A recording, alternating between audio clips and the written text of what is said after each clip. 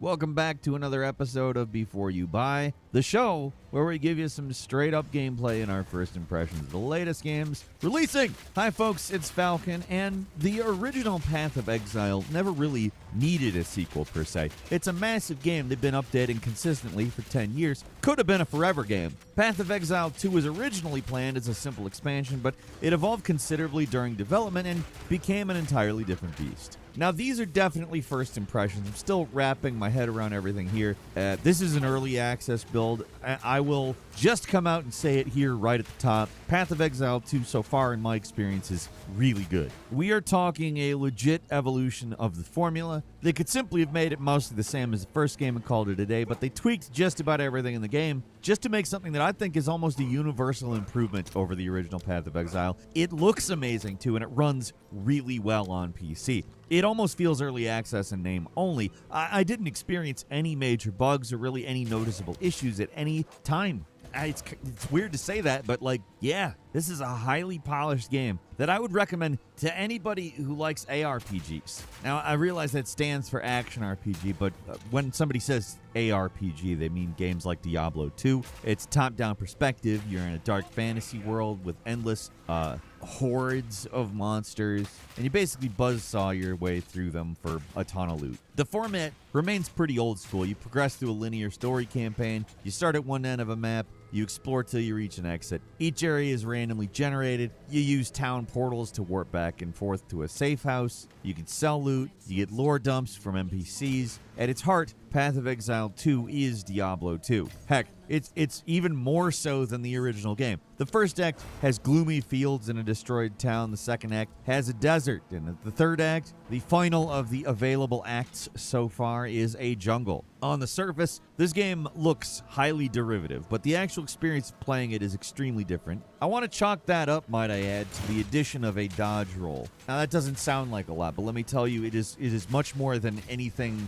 I could say by just saying the words dodge roll. Abilities require actual positioning and tactics to use. You can't just brainlessly spam spells and attacks anymore. They have animations to get through, and they require windups. I would basically call it tactical in certain ways. Obviously, it's not like a turn-based tactical game or any crap like that, but you're thinking a lot more in this one. Enemies have actual attacks that can't be avoided. They don't all just swarm you and slap you in the face with unavoidable damage. It's something that's not easy to see in footage. It's just one of those things you have to play to get a feel for. Everything, especially your character, has a real weight to them. And this focus on tactical combat probably is most easily seen in the boss fights. There are a lot of boss fights in this early access build, 50 in total out of the 100 that will be in the final game. Every single area has some kind of boss monster, and almost all of these are unique fights. They're definitely inserting some Souls energy into these things with the presentation of the bosses and the copious dodge rolling required to survive some of these encounters, but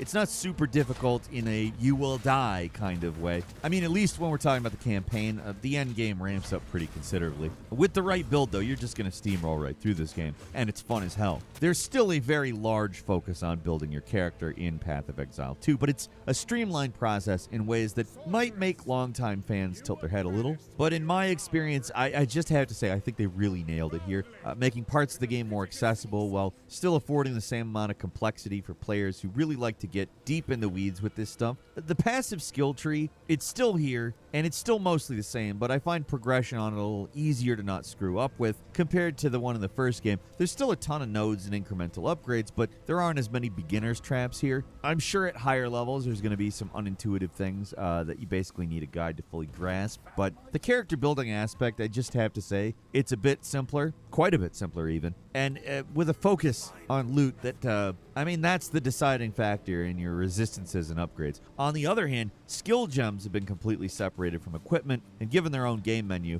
We actually talked about this in another video. I think it's actually a positive change, but it is a complete change in one of the defining aspects of the original game, so I don't know if that's going to be universally agreed upon, but I really like it. Now, instead of just dropping various skill gems randomly, the game gives you these uncut skill gems, which you use to unlock whatever skill you want. Instead of being confined to the slots in your equipment, you have 9 default skill slots to choose from. So in contrast to the original game, you start getting a lot of skills you can use pretty early in the game. It's not a game where you're going to be standing in place whacking at enemies with your default attack. attack. It's all skills all the time as long as you've got the mana for it. There is a whole lot going on with this system. From the support gems to new spirit gems, which use this new stat called Spirit, obviously. And it's used on abilities like summons or powerful buffs. But I'm just going to stop there because you can easily get lost in all this. It is still fairly complex, but in comparison to the original game, I just think it's a little more forgiving. They tutorialize everything in a manner that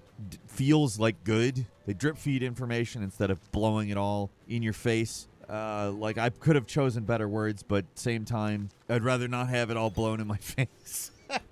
Now, it's easy to get really bogged down by talking about systems and stuff, but I also really just think it needs to be said how good Path of Exile 2 looks. Like, this game nails it with the dark fantasy setting. What's especially impressive is just how varied it all is. Every single area offers something new. And when you say dark fantasy or grim dark or grim or any of those words, you don't expect the sentence "no two locations look the same" to come up. Like, there's also always multiple new enemies, new types, every location.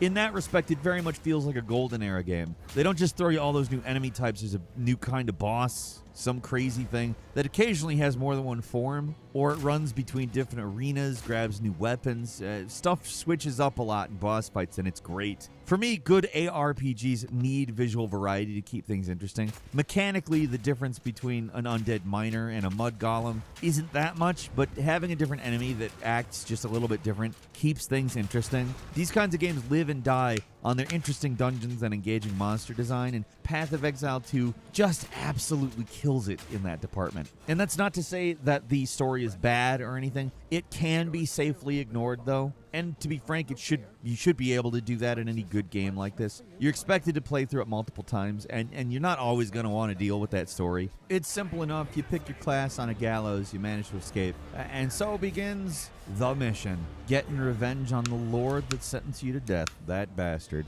From there, the story evolves into chasing a baby Lovecraft monster to stop an evil resurrection. It's all basically what it needs to be for a game like this. Excuses to go through the varied environments and slay a whole bunch of nasty monsters. Things have to escalate, so they do. It's possible to have a great, flawless story in one of these games, but it's not really as important as it is in certain other types of games. The story has to service the gameplay, and that's exactly what it does here. In terms of classes, all the old mainstays are here, but there are some newcomers like the Mercenary, who I was immediately drawn to because they used a new weapon, a crossbow. Sounds boring, but in practice, it's more like a ye old machine gun with a shotgun attachment and another slug grenade launcher. It's completely ridiculous, but this guy is so much fun to play as. But I don't need to even tell you that. Look at the footage. The footage speaks for itself on this stuff. You even get a Dragon's Breath style shotgun blast. It's just freaking amazing. This guy is so much fun to play as, and from experimenting with a few other classes, they've also been made more active and interesting too. Can't stress how much fun I find the Mercenary, though. It's really freaking fun.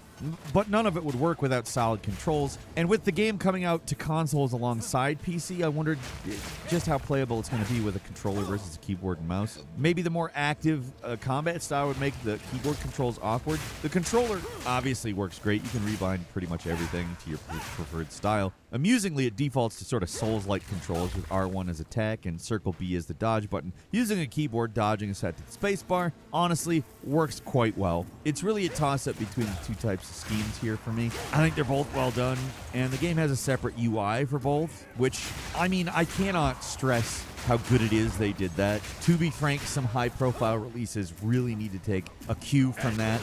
It really helps the fact that you've got controls for both not be a problem. The game never feels like it has to be played on a keyboard, it has to be played on a controller, because it essentially caters to both when you're using one or the other. I've had nothing but positives to say so far, but I did experience a couple of issues. Once in a while, you could see the early access, so to speak, with a few immersion-breaking elements like dialogue overlapping, someone telling you to do something you've already done. There's one instance where I was able to clip through a moving piece of scenery. This is all minor stuff, but the fact that the game is this polished and called early access, you have to kind of excuse a lot of it. It'll likely be fixed shortly, especially if that 6-month timeline is followed through on. But if there's one issue that I really have to say is a big one for me, and it's kind of inherent in the fact that the final game is going to be free to play, but it's an online-only single-player game, and that's a big pain in the ass. I mean, it's not strictly a single-player game, but I play this shit like a single-player game, and I'm stuck online. Like, this caused some sluggishness, some input lag, and this is playing the game before release when there was hardly anybody online. I have no idea how the servers are going to react day one. Then there's the in-game store, which I wasn't able to really look at, so I can't tell you if the monetization has gotten worse or not. To the devs' credit, Path of Exile is about the best you could possibly hope for with the monetization. The first game you could easily avoid spending any money at all, and they've promised that the sequel store will mostly be the same. It's just that I can't confirm that's the case right now. It's not like we've never had developers say one thing and do another, get it all wrong and then blame it on their mother. No, that's certainly happened many, many times. That said, these guys haven't done that to us, and we have every reason to believe that they're not going to. At the end of the day, though, it is a game that relies on a central server, so expect issues on day one and beyond. I got maybe the best possible experience with the game right now, and that may not reflect how it works when the game releases on the 6th. I really can't tell you. So other than a few minor quibbles, I just got to tell you, Path of Exile 2 is awesome.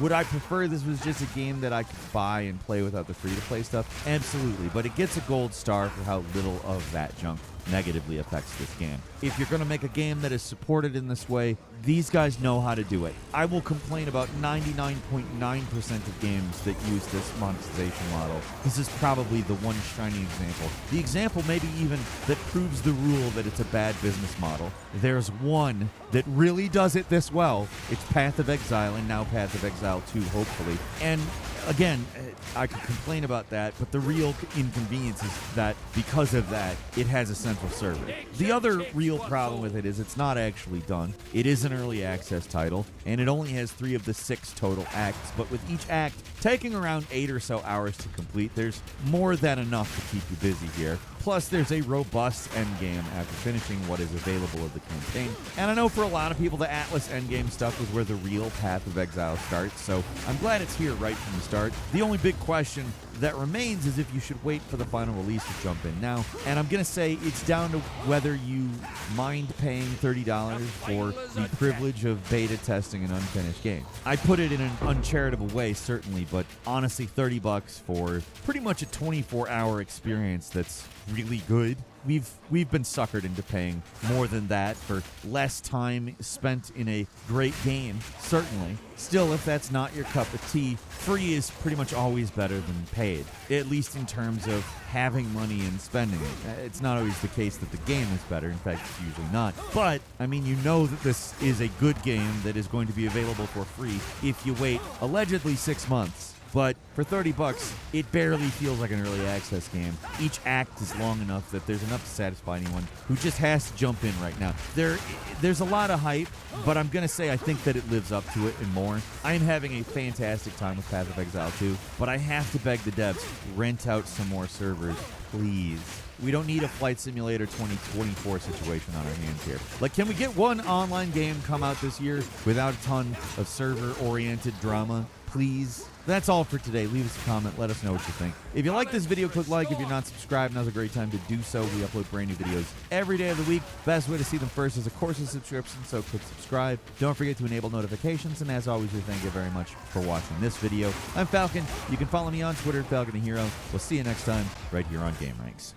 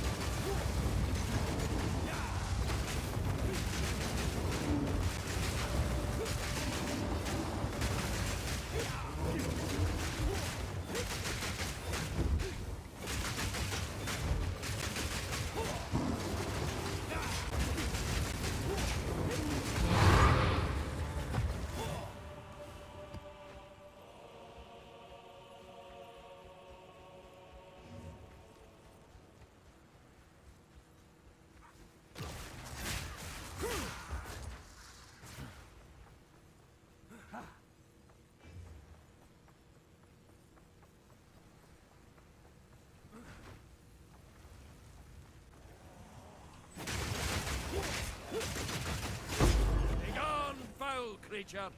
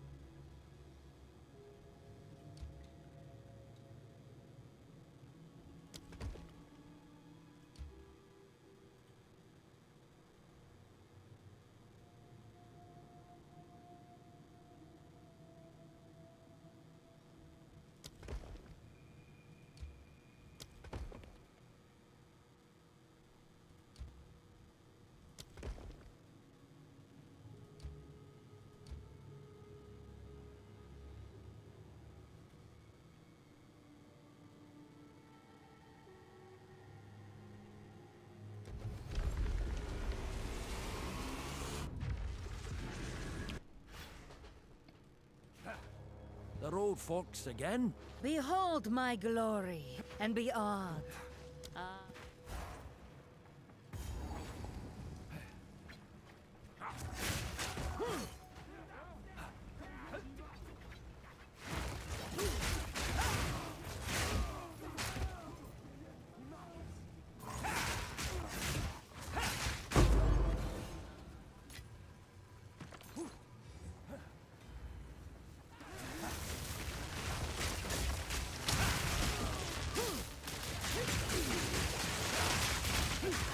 Nature takes what's old.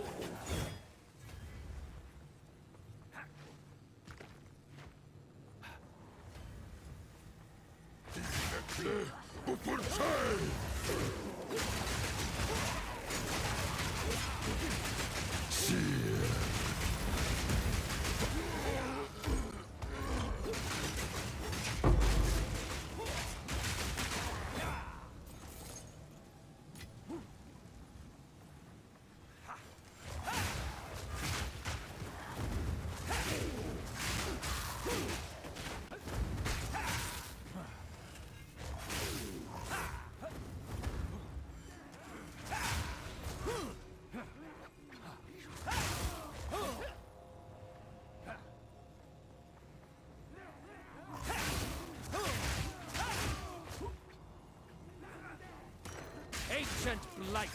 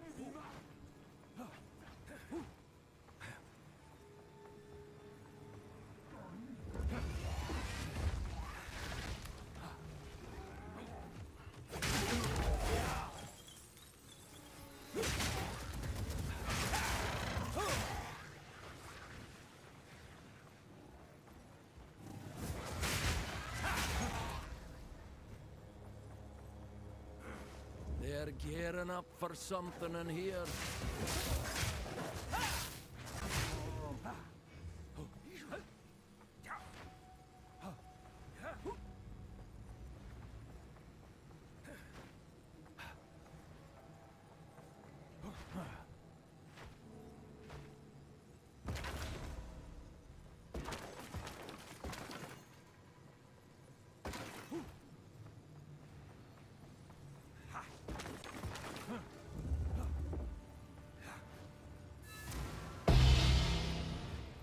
Now, isn't this curious? A horde of soul cores. The valve. Until next time.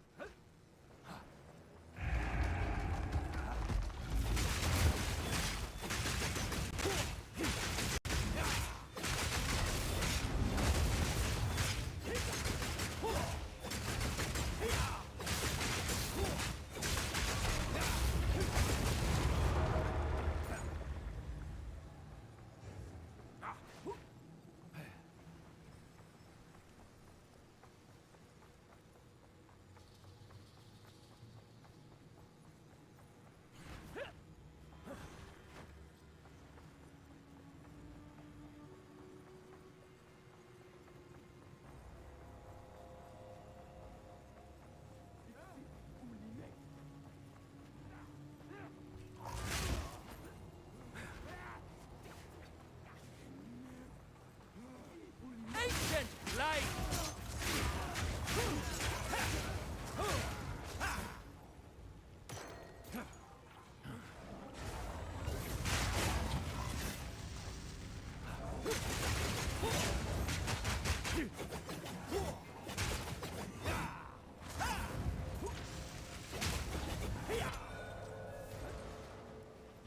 Another medallion.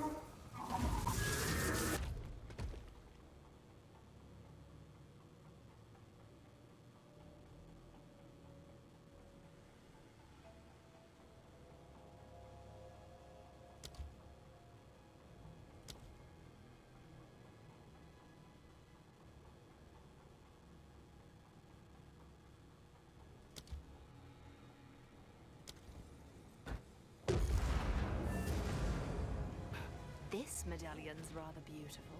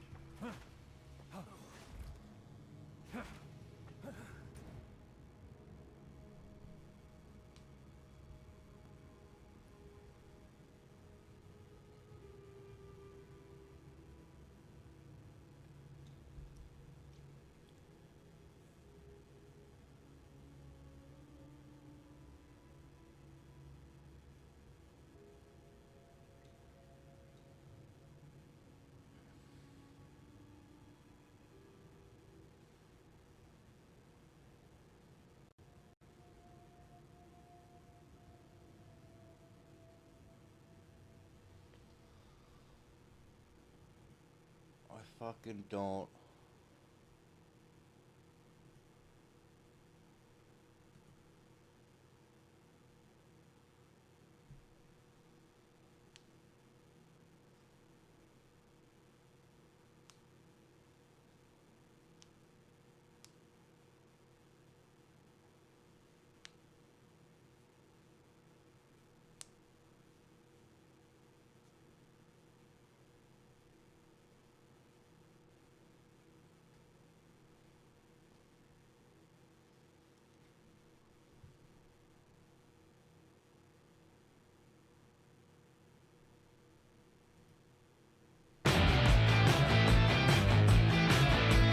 Slay the Spire 2 is getting massively review bombed on Steam because people found out that Anita Sarkeesian, do you remember her?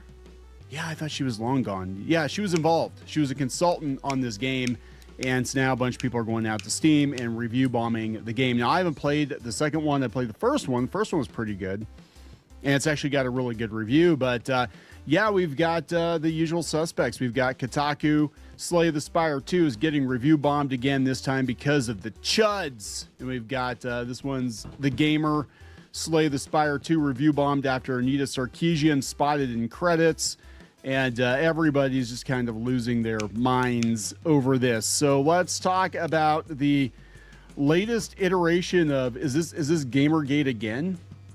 I mean, seriously, it's like how many Gamergates have we had? We had like 1, 2, 3. Where are we up to? 4 now. I think a lot of people are just not going to buy this game, right? You can get the first one for 75% off now, I guess. That's a pretty good deal, $6. But yeah, if you want to pay $25 for the first game, and you can see what Anita has come up with. Now, she is just a consultant.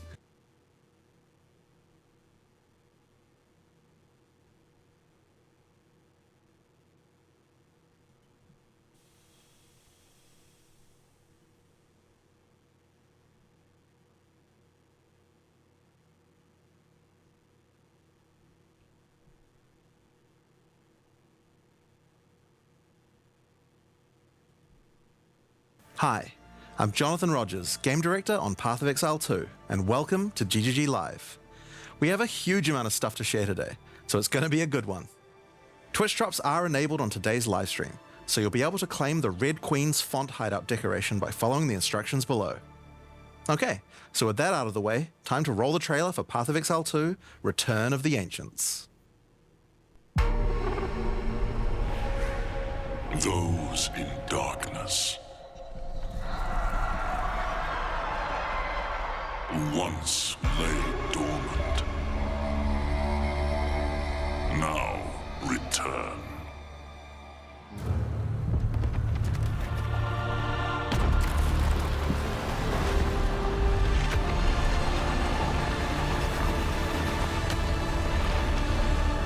We who came before rise again.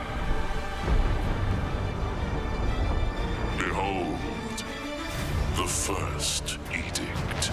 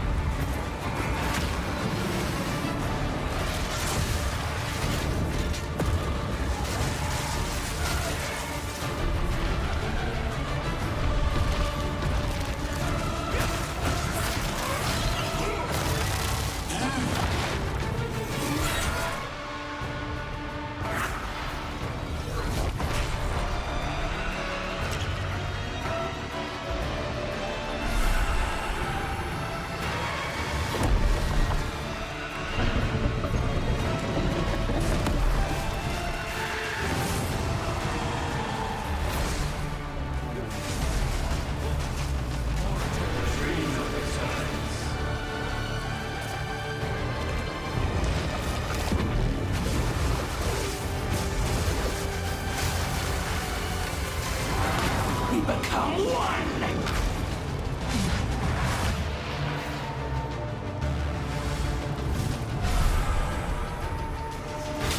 You are completely alone.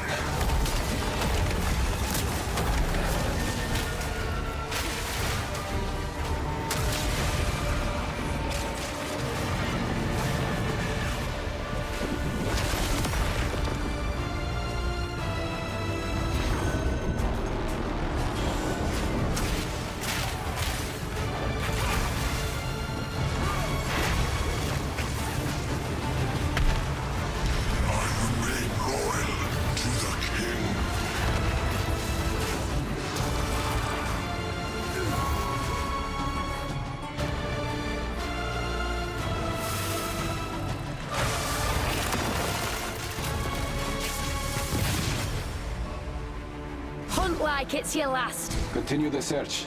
See what you can find.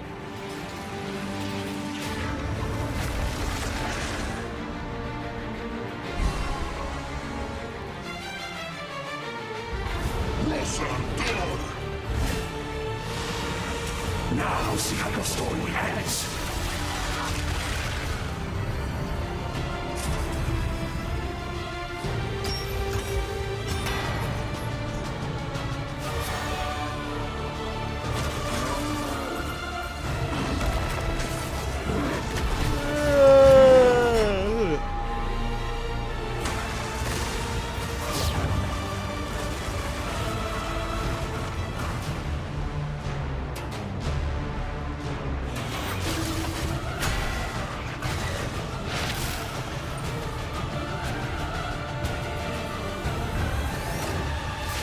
To face us is to face oblivion.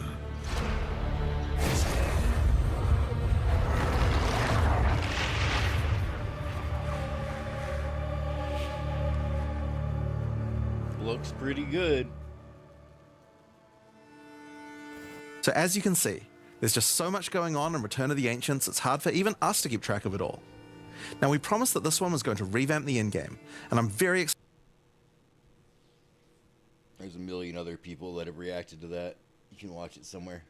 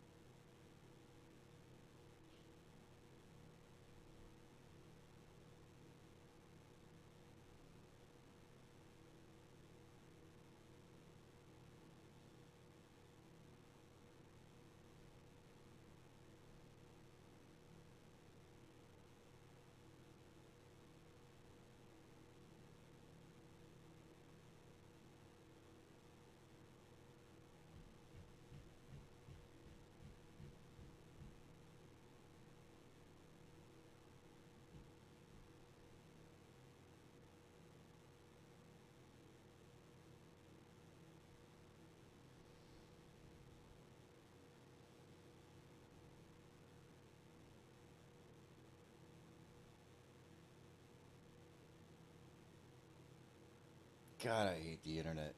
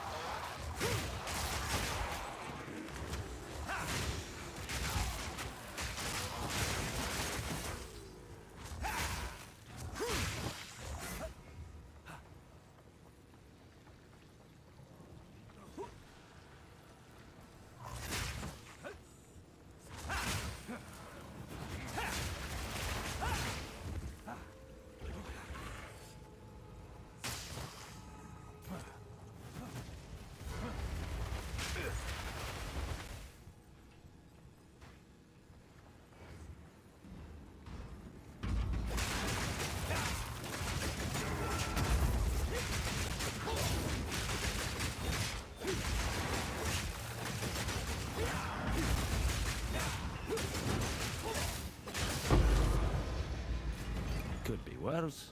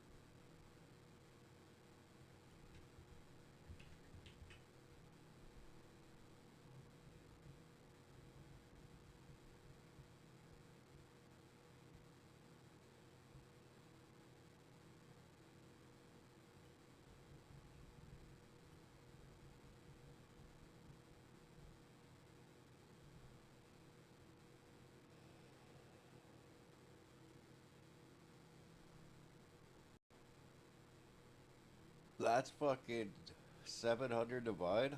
Holy shit. A mirror?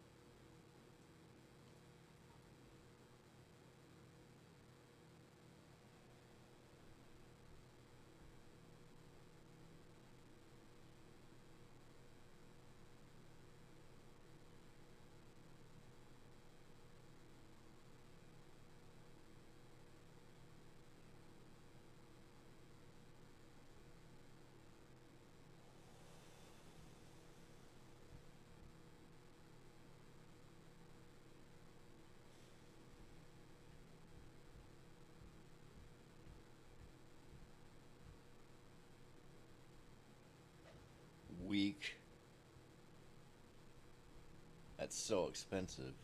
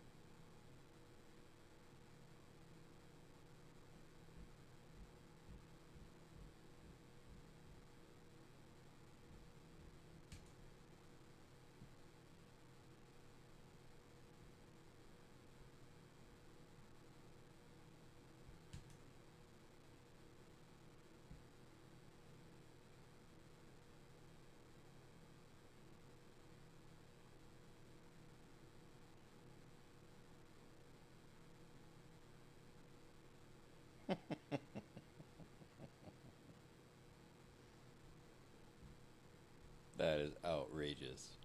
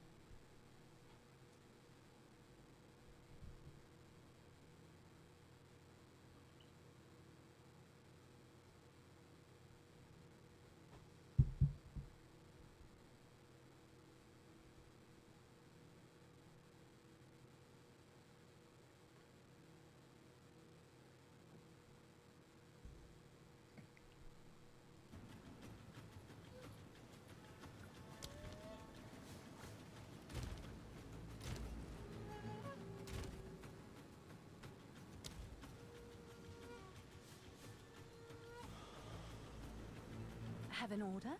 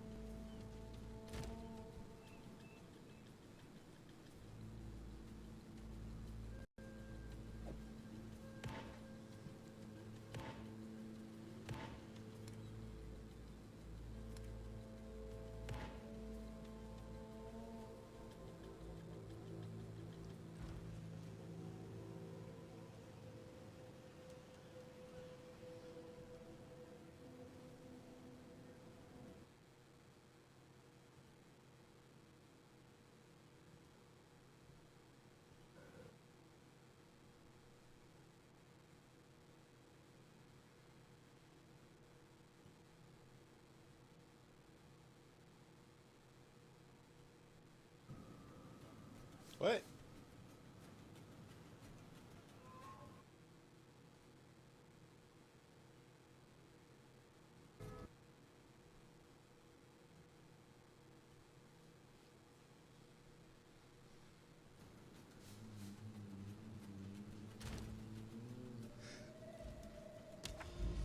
Aww.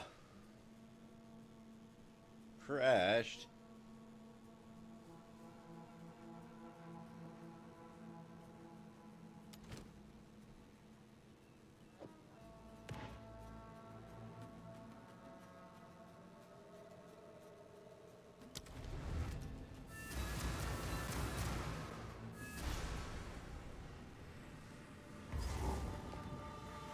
Time we took the fight to the Breach Lords.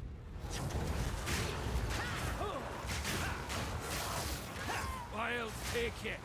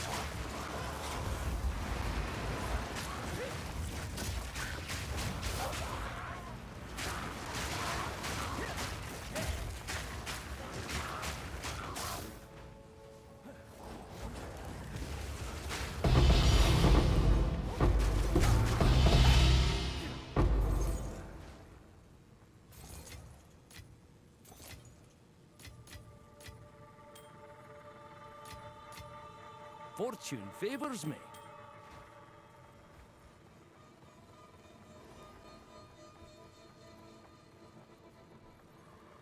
We that dreamed. We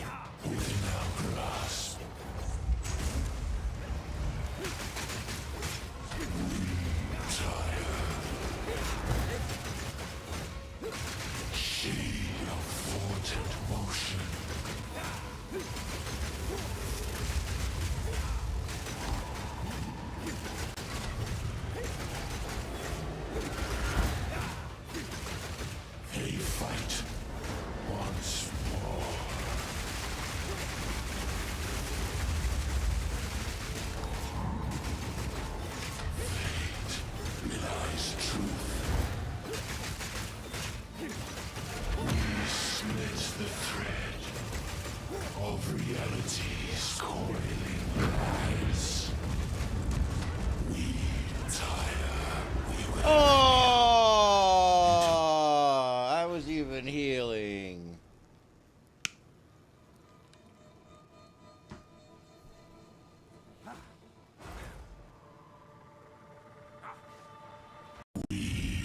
That dreamed.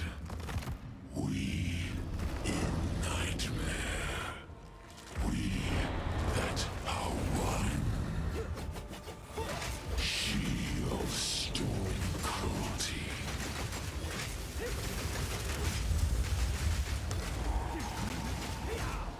His message burns. She of thought and motion.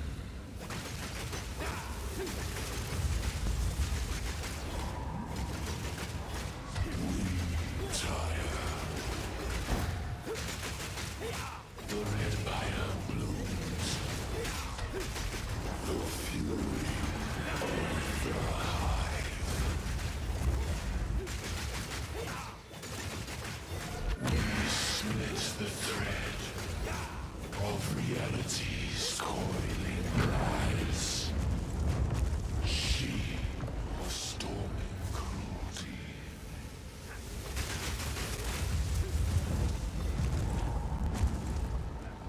The red fire blooms. They fight once more.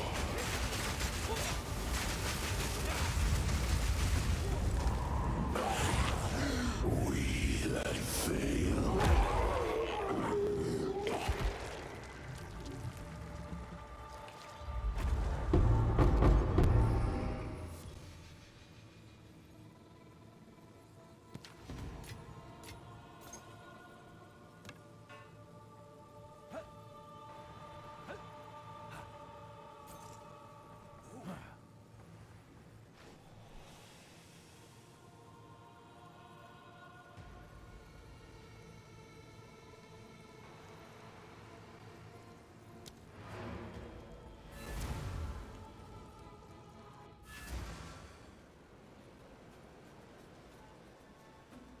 Congratulations, until I can... The breach will rise again, sure as roots push through stone, and I'll be waiting.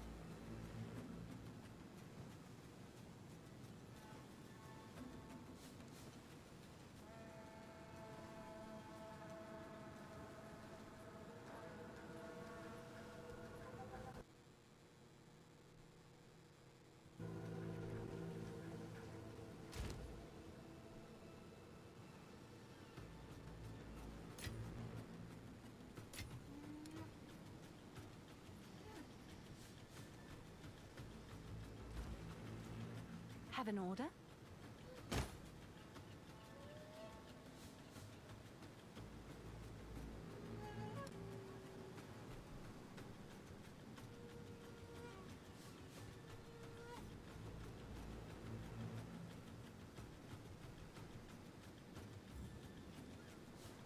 I'll do what I can to sell it for you.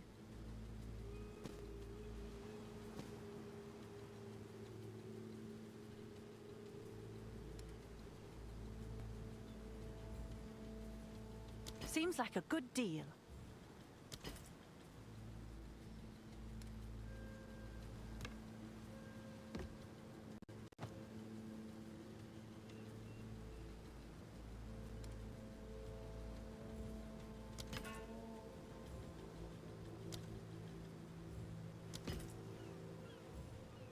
Someone is bound to buy that.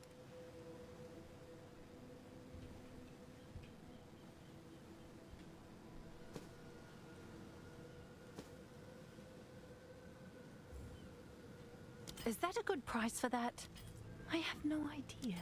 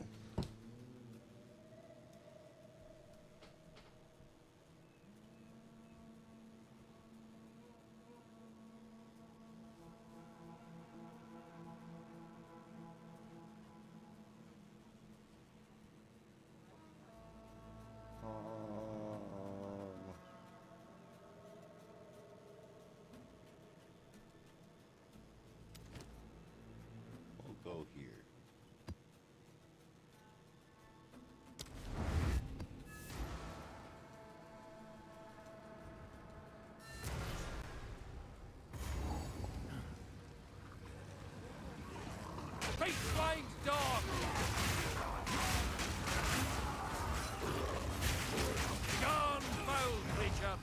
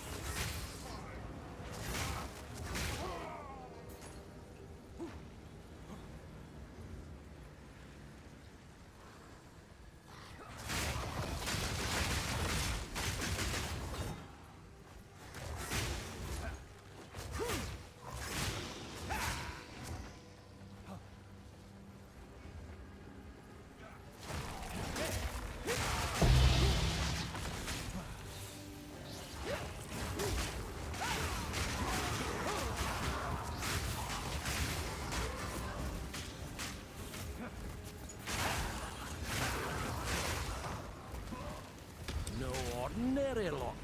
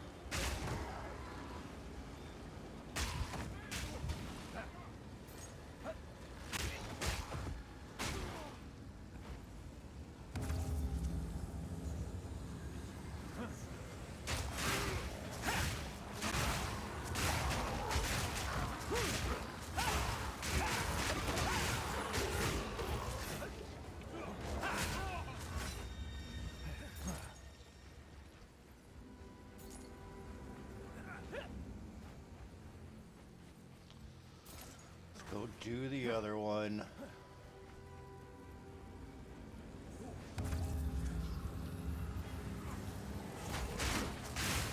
Big flying dog!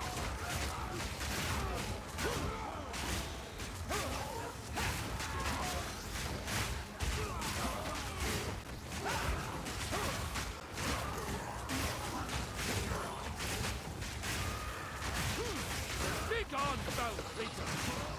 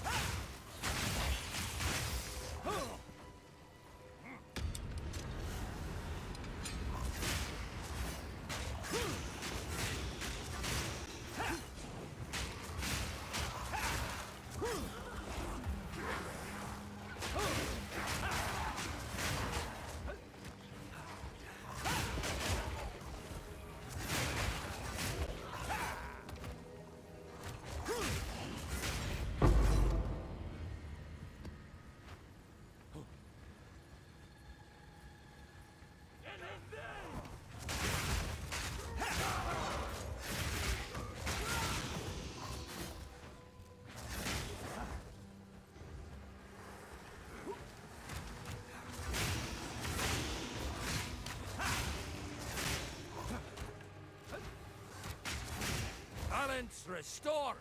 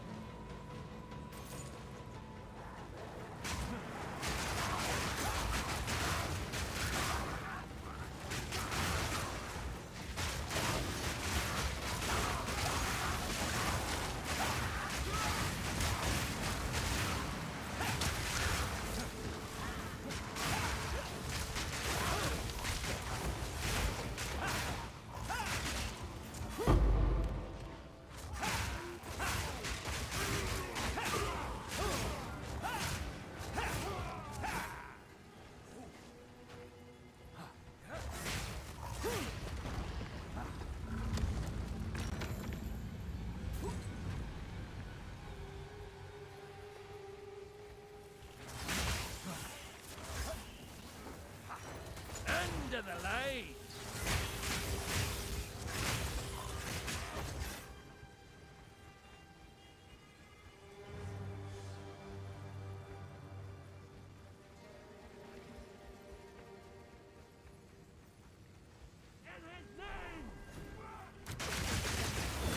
Begone, foul creature!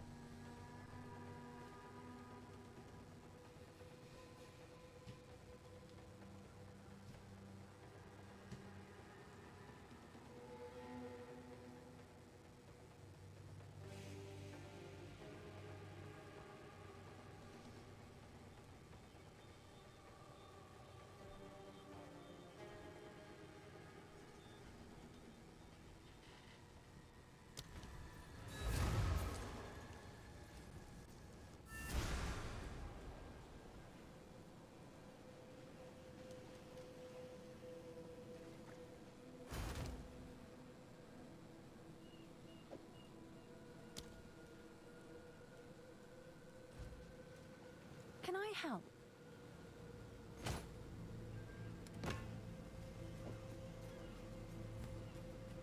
Seems like a good deal.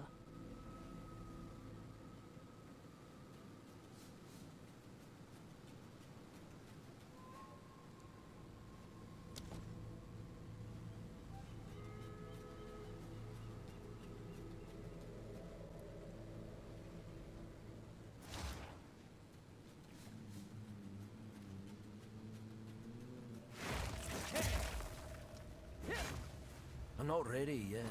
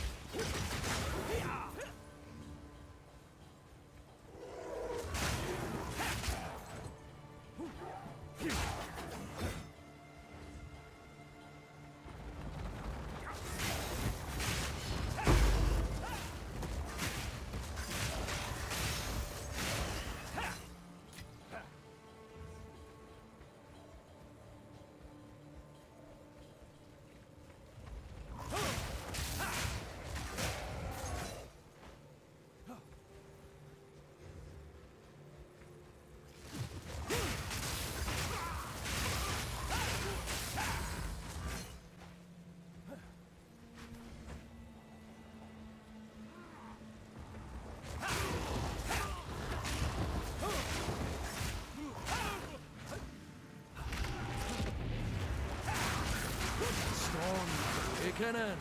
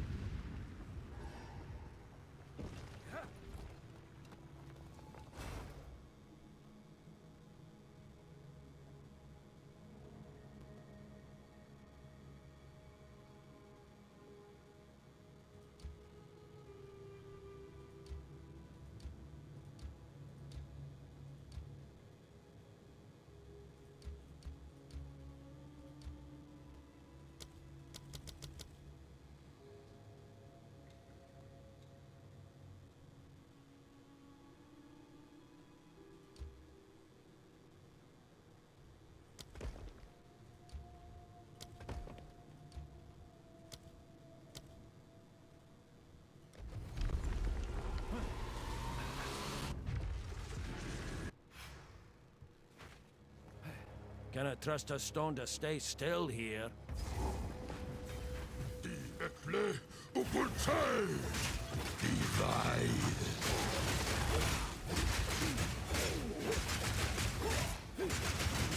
Begone, foul creature!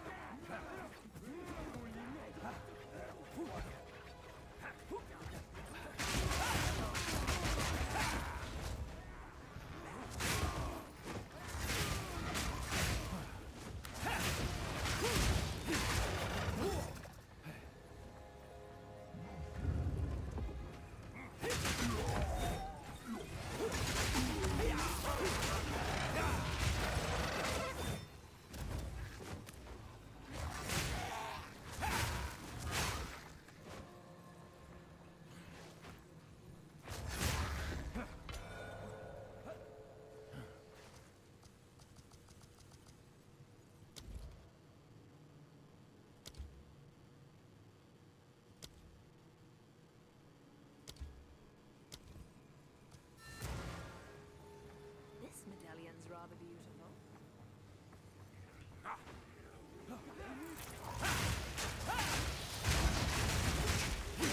Nature takes what's old. I'll start.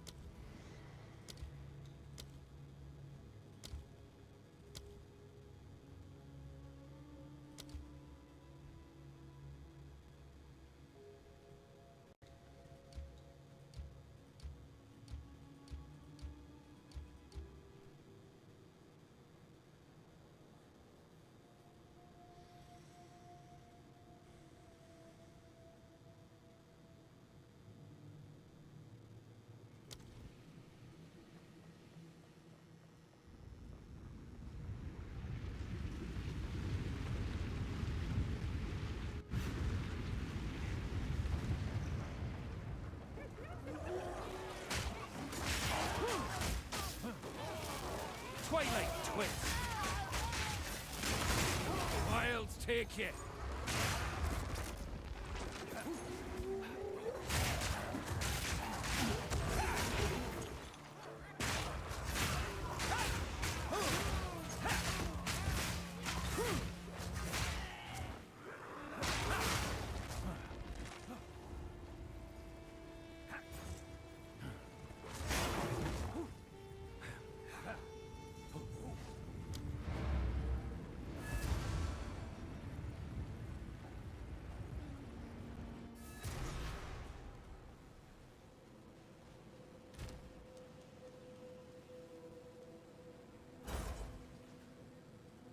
Can I help?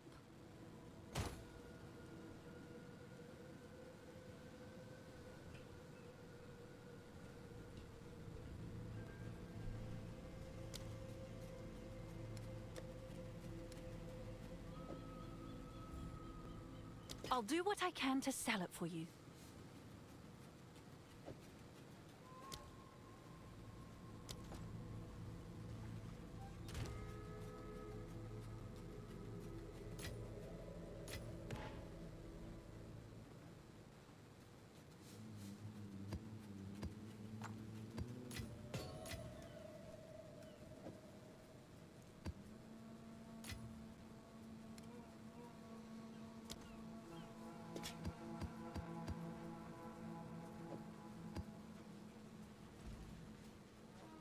What is it?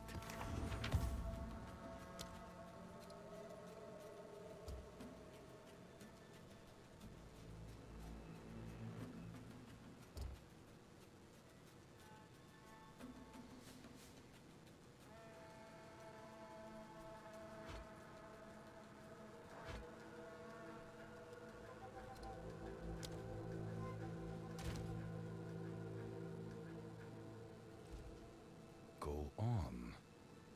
Speak. Time is of the essence.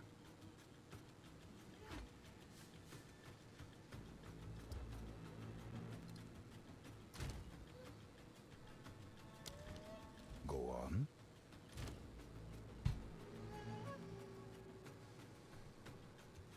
What is it?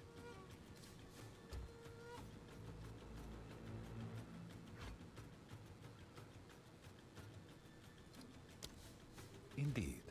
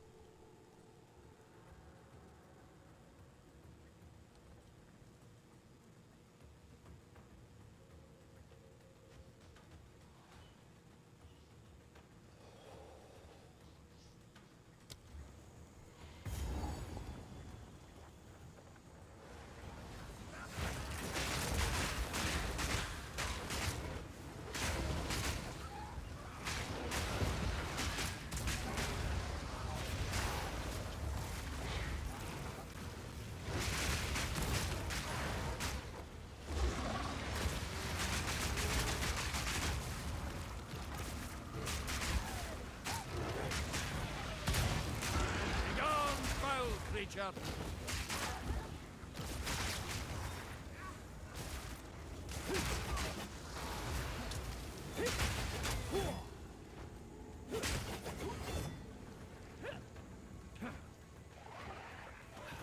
End of the line.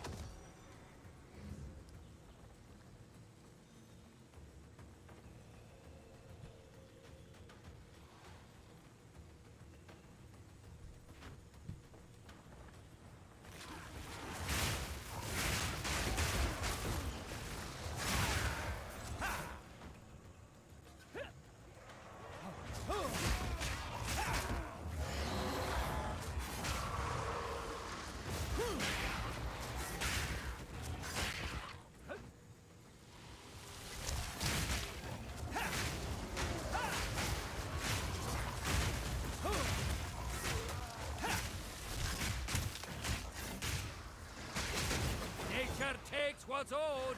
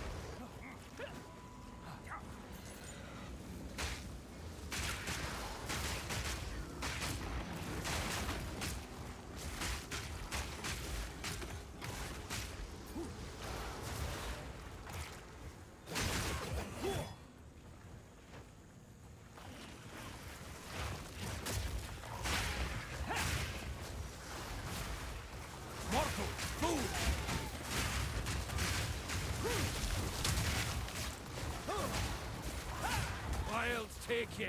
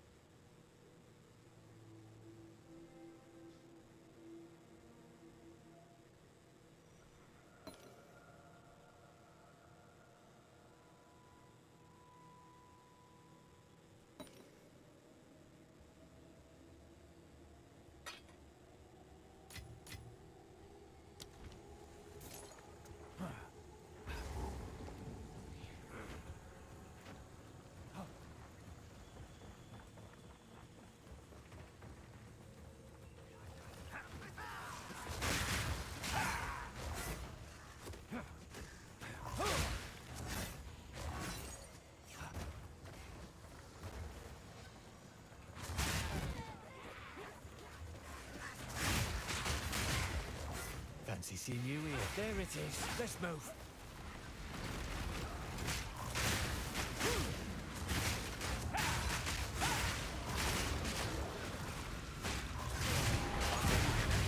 Hammer's hammer. Now come the hive.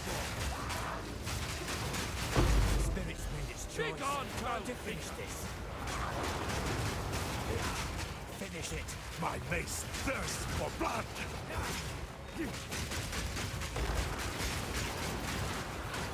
Don't give it a chance to recover.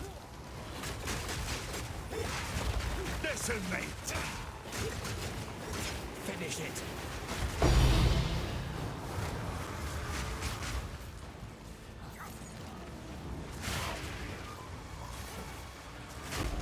Strike before it slips away.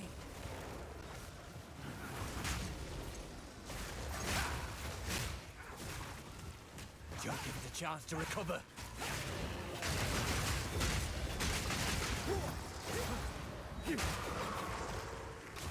The spirit calls. Blood for blood. Aye, that were a wisp of the cover. Aye, good hunting.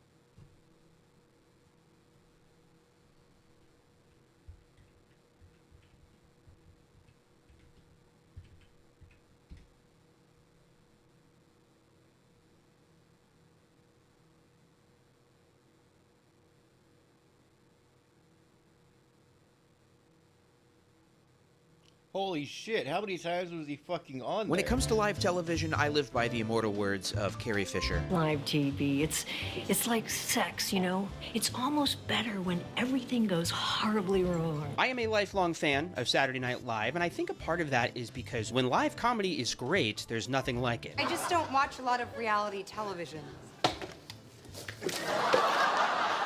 And when it's bad, there's nothing quite like it. Now respect all I respect, you know, me respect, me expect, me respect, me respect, you know. When somebody who's never done comedy or acted before does Saturday Night Live, when the clock hits 11:30, our non-comic is in the position of doing live comedy for the first time ever in front of millions of people, trying not to screw up. Sometimes you get a real surprise, like quarterback Peyton Manning's instant classic 2007 episode.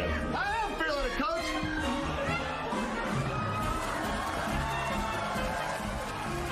And sometimes you get exactly what you would expect by selecting an unfunny business guy to host a comedy show. 2 full hours of contemptuous cringe. People are so mean now online. Ha ha ha ha, never. Unfortunately, no cap. She's literally dead. I would love nothing more than to fornicate with you, Louisa. Originally, I was going to make a video about just one Elon SNL sketch that I'm particularly obsessed with, for normal reasons. I'm a healthy adult. This sketch has everything. Mustache malfunctions, something loudly falling in the background, a vulture puppet with blood on it. But I rewatched the full show, and there is some stiff competition for the worst sketch of all time within this one episode. So I figured in this video, I would just take you on a little tour of this historic television event. Those seem like exciting goals, don't they? The richest man in the world, guest star.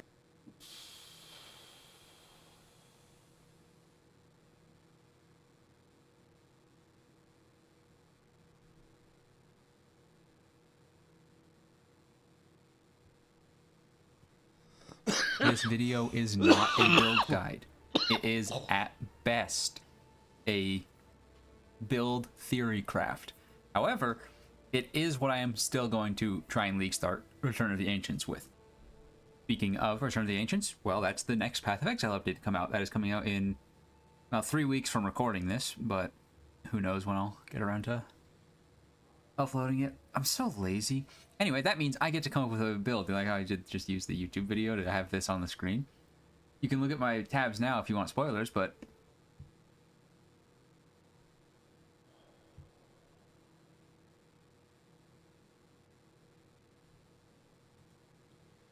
the AI bubble is bursting, folks. The reckoning of tech oligarchs is on the horizon. The people's time has come.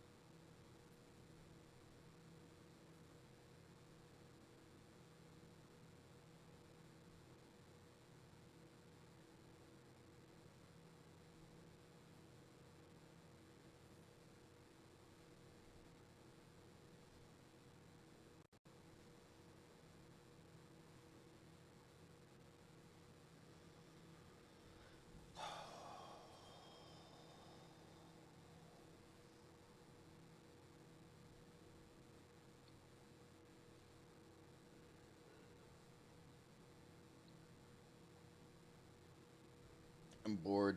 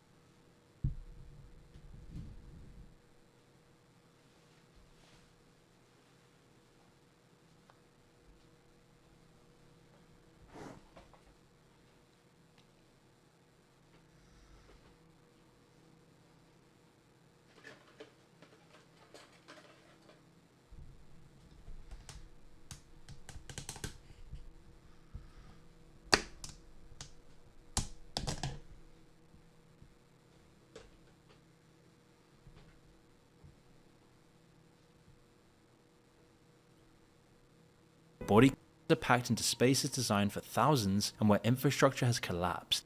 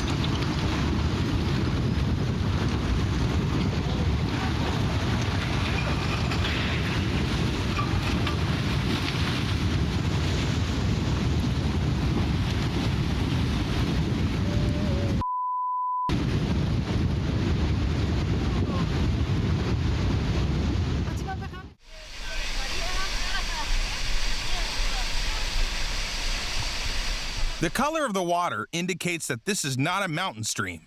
In fact, it's a mud flow. These tourists in the Andes risked their lives trying to use this shortcut, but luckily, they had time to react to the incoming flow of rocks.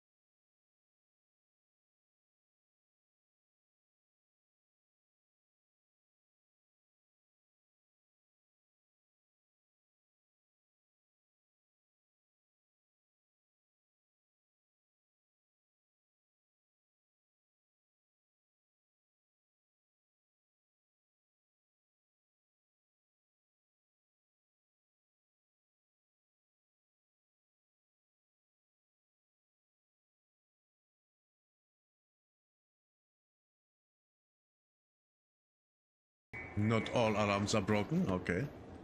Boat.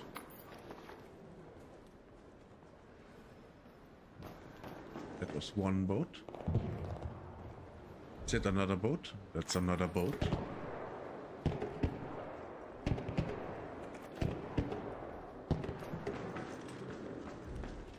Let's see. Is that a boat? No, there's not a boat.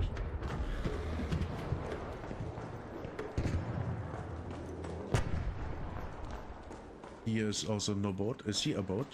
No.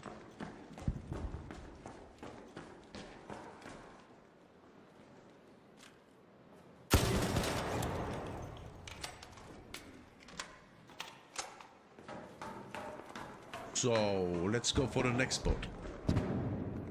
Boat, boat, boat. Come on, give me boat. Be good. Yeah. For the thingy. The springs. Okay, no boats.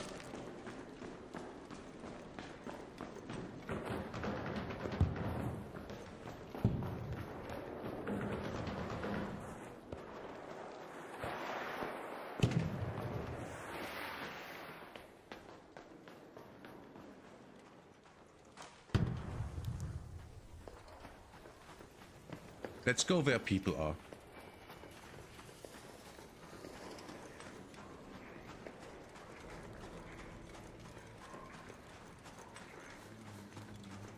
Do I have the... No, I don't have the blueprint. Hello, sir. May I interest you in some goods? I have 2 snaphooks, level 4 hullcracker with attachments, an offspray with attachments, also level 4, and the deadline. You came prepared. No, I'm giving them away. They're completely fine. Really? Yeah, but I'm going to do the oh yeah, same. 8 hours, so best give it to somebody who's gonna use it.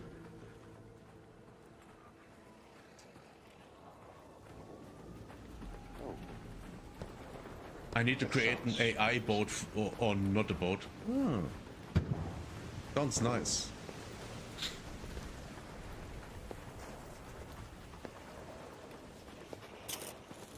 Sir, may I interest you in some goods? Like a snaphook? I'm okay, thank you. Okay. I don't need anything. I'm also doing the expedition. Yeah, so.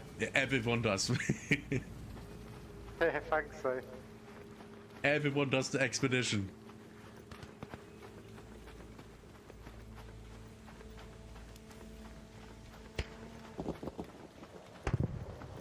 That was a wolf pack. That was a... I shouldn't do that. I shouldn't do that. That's gonna get clipped by... Well, no one, because no one's here.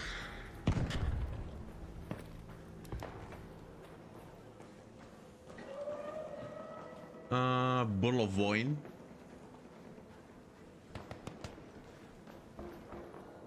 No.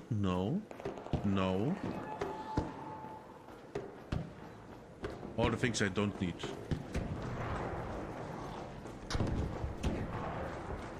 I hear fighting.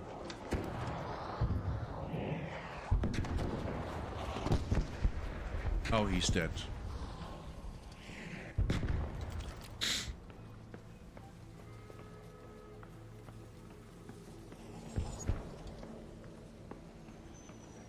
Man, that thing made me believe there's someone.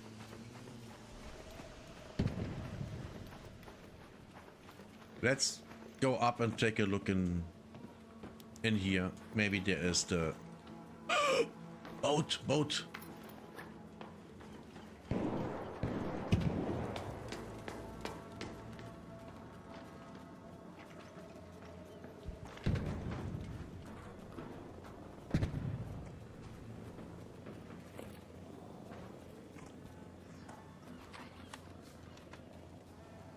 Okay, I can hear it.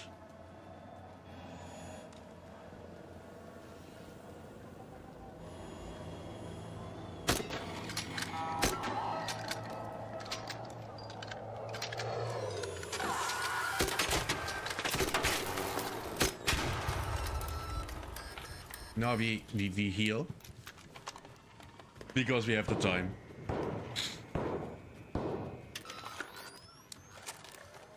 We have all the time in the world.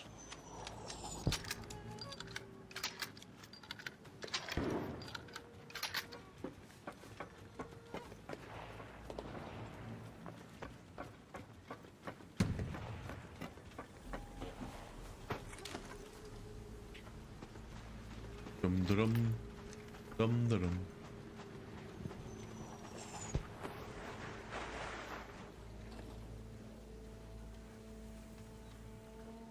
Hello, sir. Are you doing the expedition?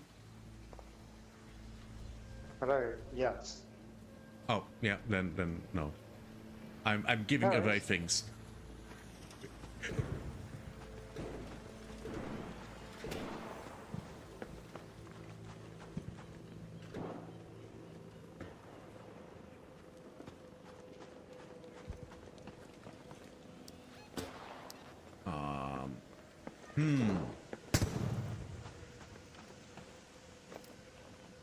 Maybe that guy. Maybe that guy. Everyone wants to do the fucking expedition.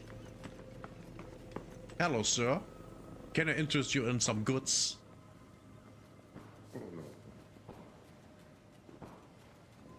Just didn't damage. I have no idea what you said. I have no idea what you said.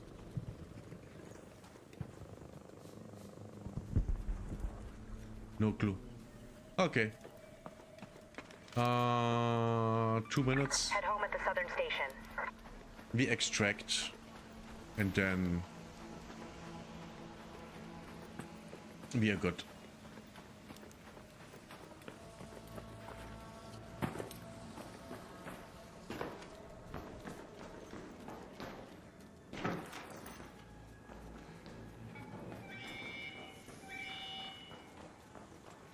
I think he said he does the expedition, but... Hello! Can I interest you in some... Oh, it's you. Yes. Escaping. Yeah, escaping. I wanted to ask if you want some good stuff. Like a snap hook or a hull cracker. Or an off-spray? No,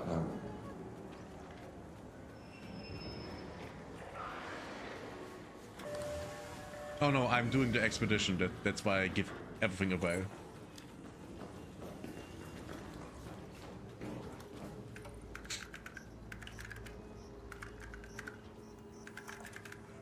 Oh, life.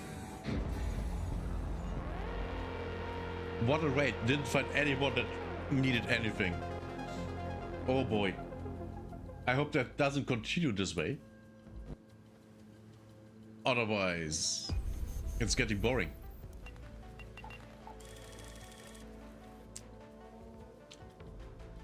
Almost at the 3,000. Almost.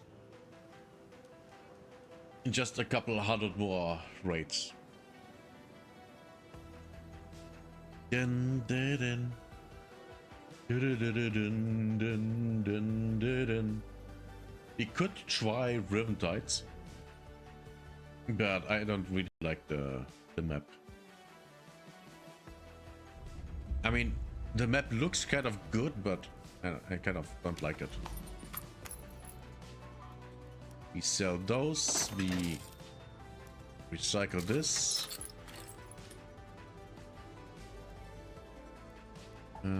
How do we look with yeah, we just repair this. I don't care. We get some heal.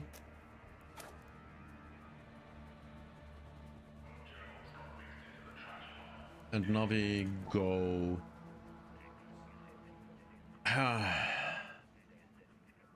Where do we go? This map is too big, we will rarely see anyone. Same with Blue Gate. Stella Montes is PvP hell.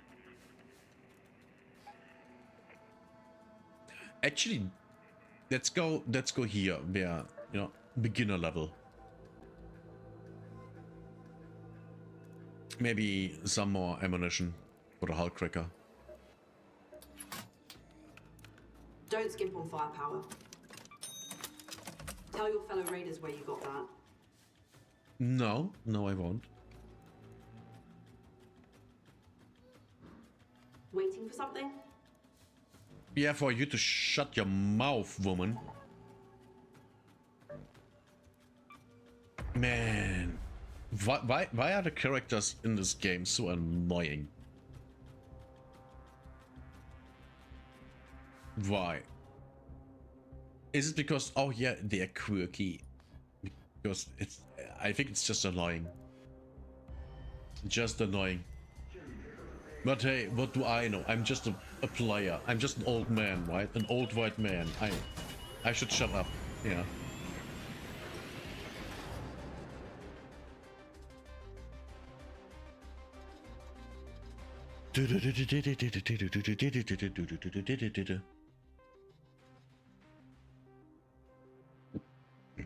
Man. I should stop making myself angry. That's not a good idea, making myself angry.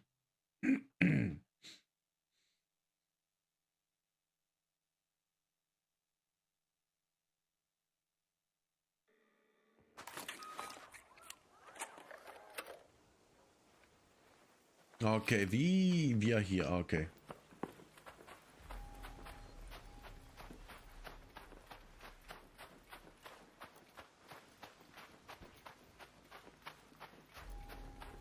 Let's go in direction of spawns, maybe a little bit.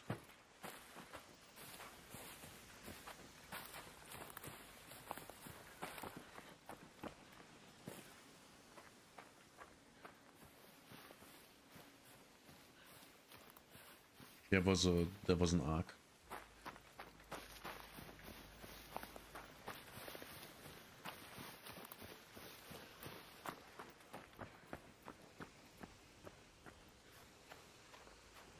Maybe we're gonna find someone.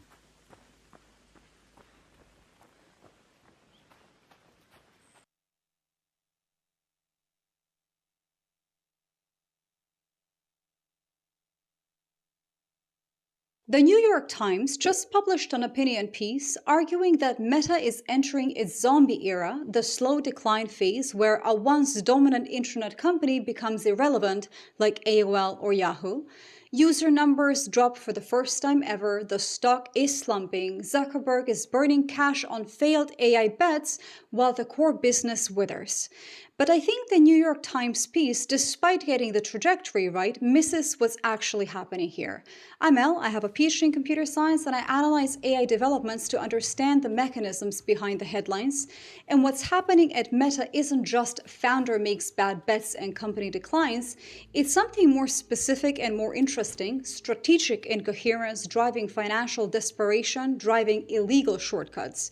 Because here's what dropped in the last 2 weeks that the opinion piece didn't fully connect. Meta and Zuckerberg just got sued by 5 major publishers and author Scott Taro for allegedly pirating millions of copyrighted books to train their AI models. And the smoking gun in the lawsuit is internal memos showing that Zuckerberg personally killed licensing negotiations in April 2023 because, and I'm quoting the legal filing here, if we license one single book, we won't be able to lean into the fair use strategy. They chose piracy over licensing as a legal strategy, and I think that decision tells you everything you need to know about where Meta actually is right now. So here's what we're doing today. First, I'm going to walk you through the $80 billion metaverse disaster and what it reveals about Meta's inability to identify real market needs. Then we'll look at their pivot to AI and why they're systematically building the wrong product for the wrong reasons. After that, the copyright lawsuit, the internal memos, the deliberate infringement, and what it means that they torrented 267 terabytes of pirated material from a site they internally described as a dataset we know to be pirated. Then the truly dystopian part, Meta just started surveilling their own employees' keystrokes and mouse movements to train AI agents that will replace those same workers.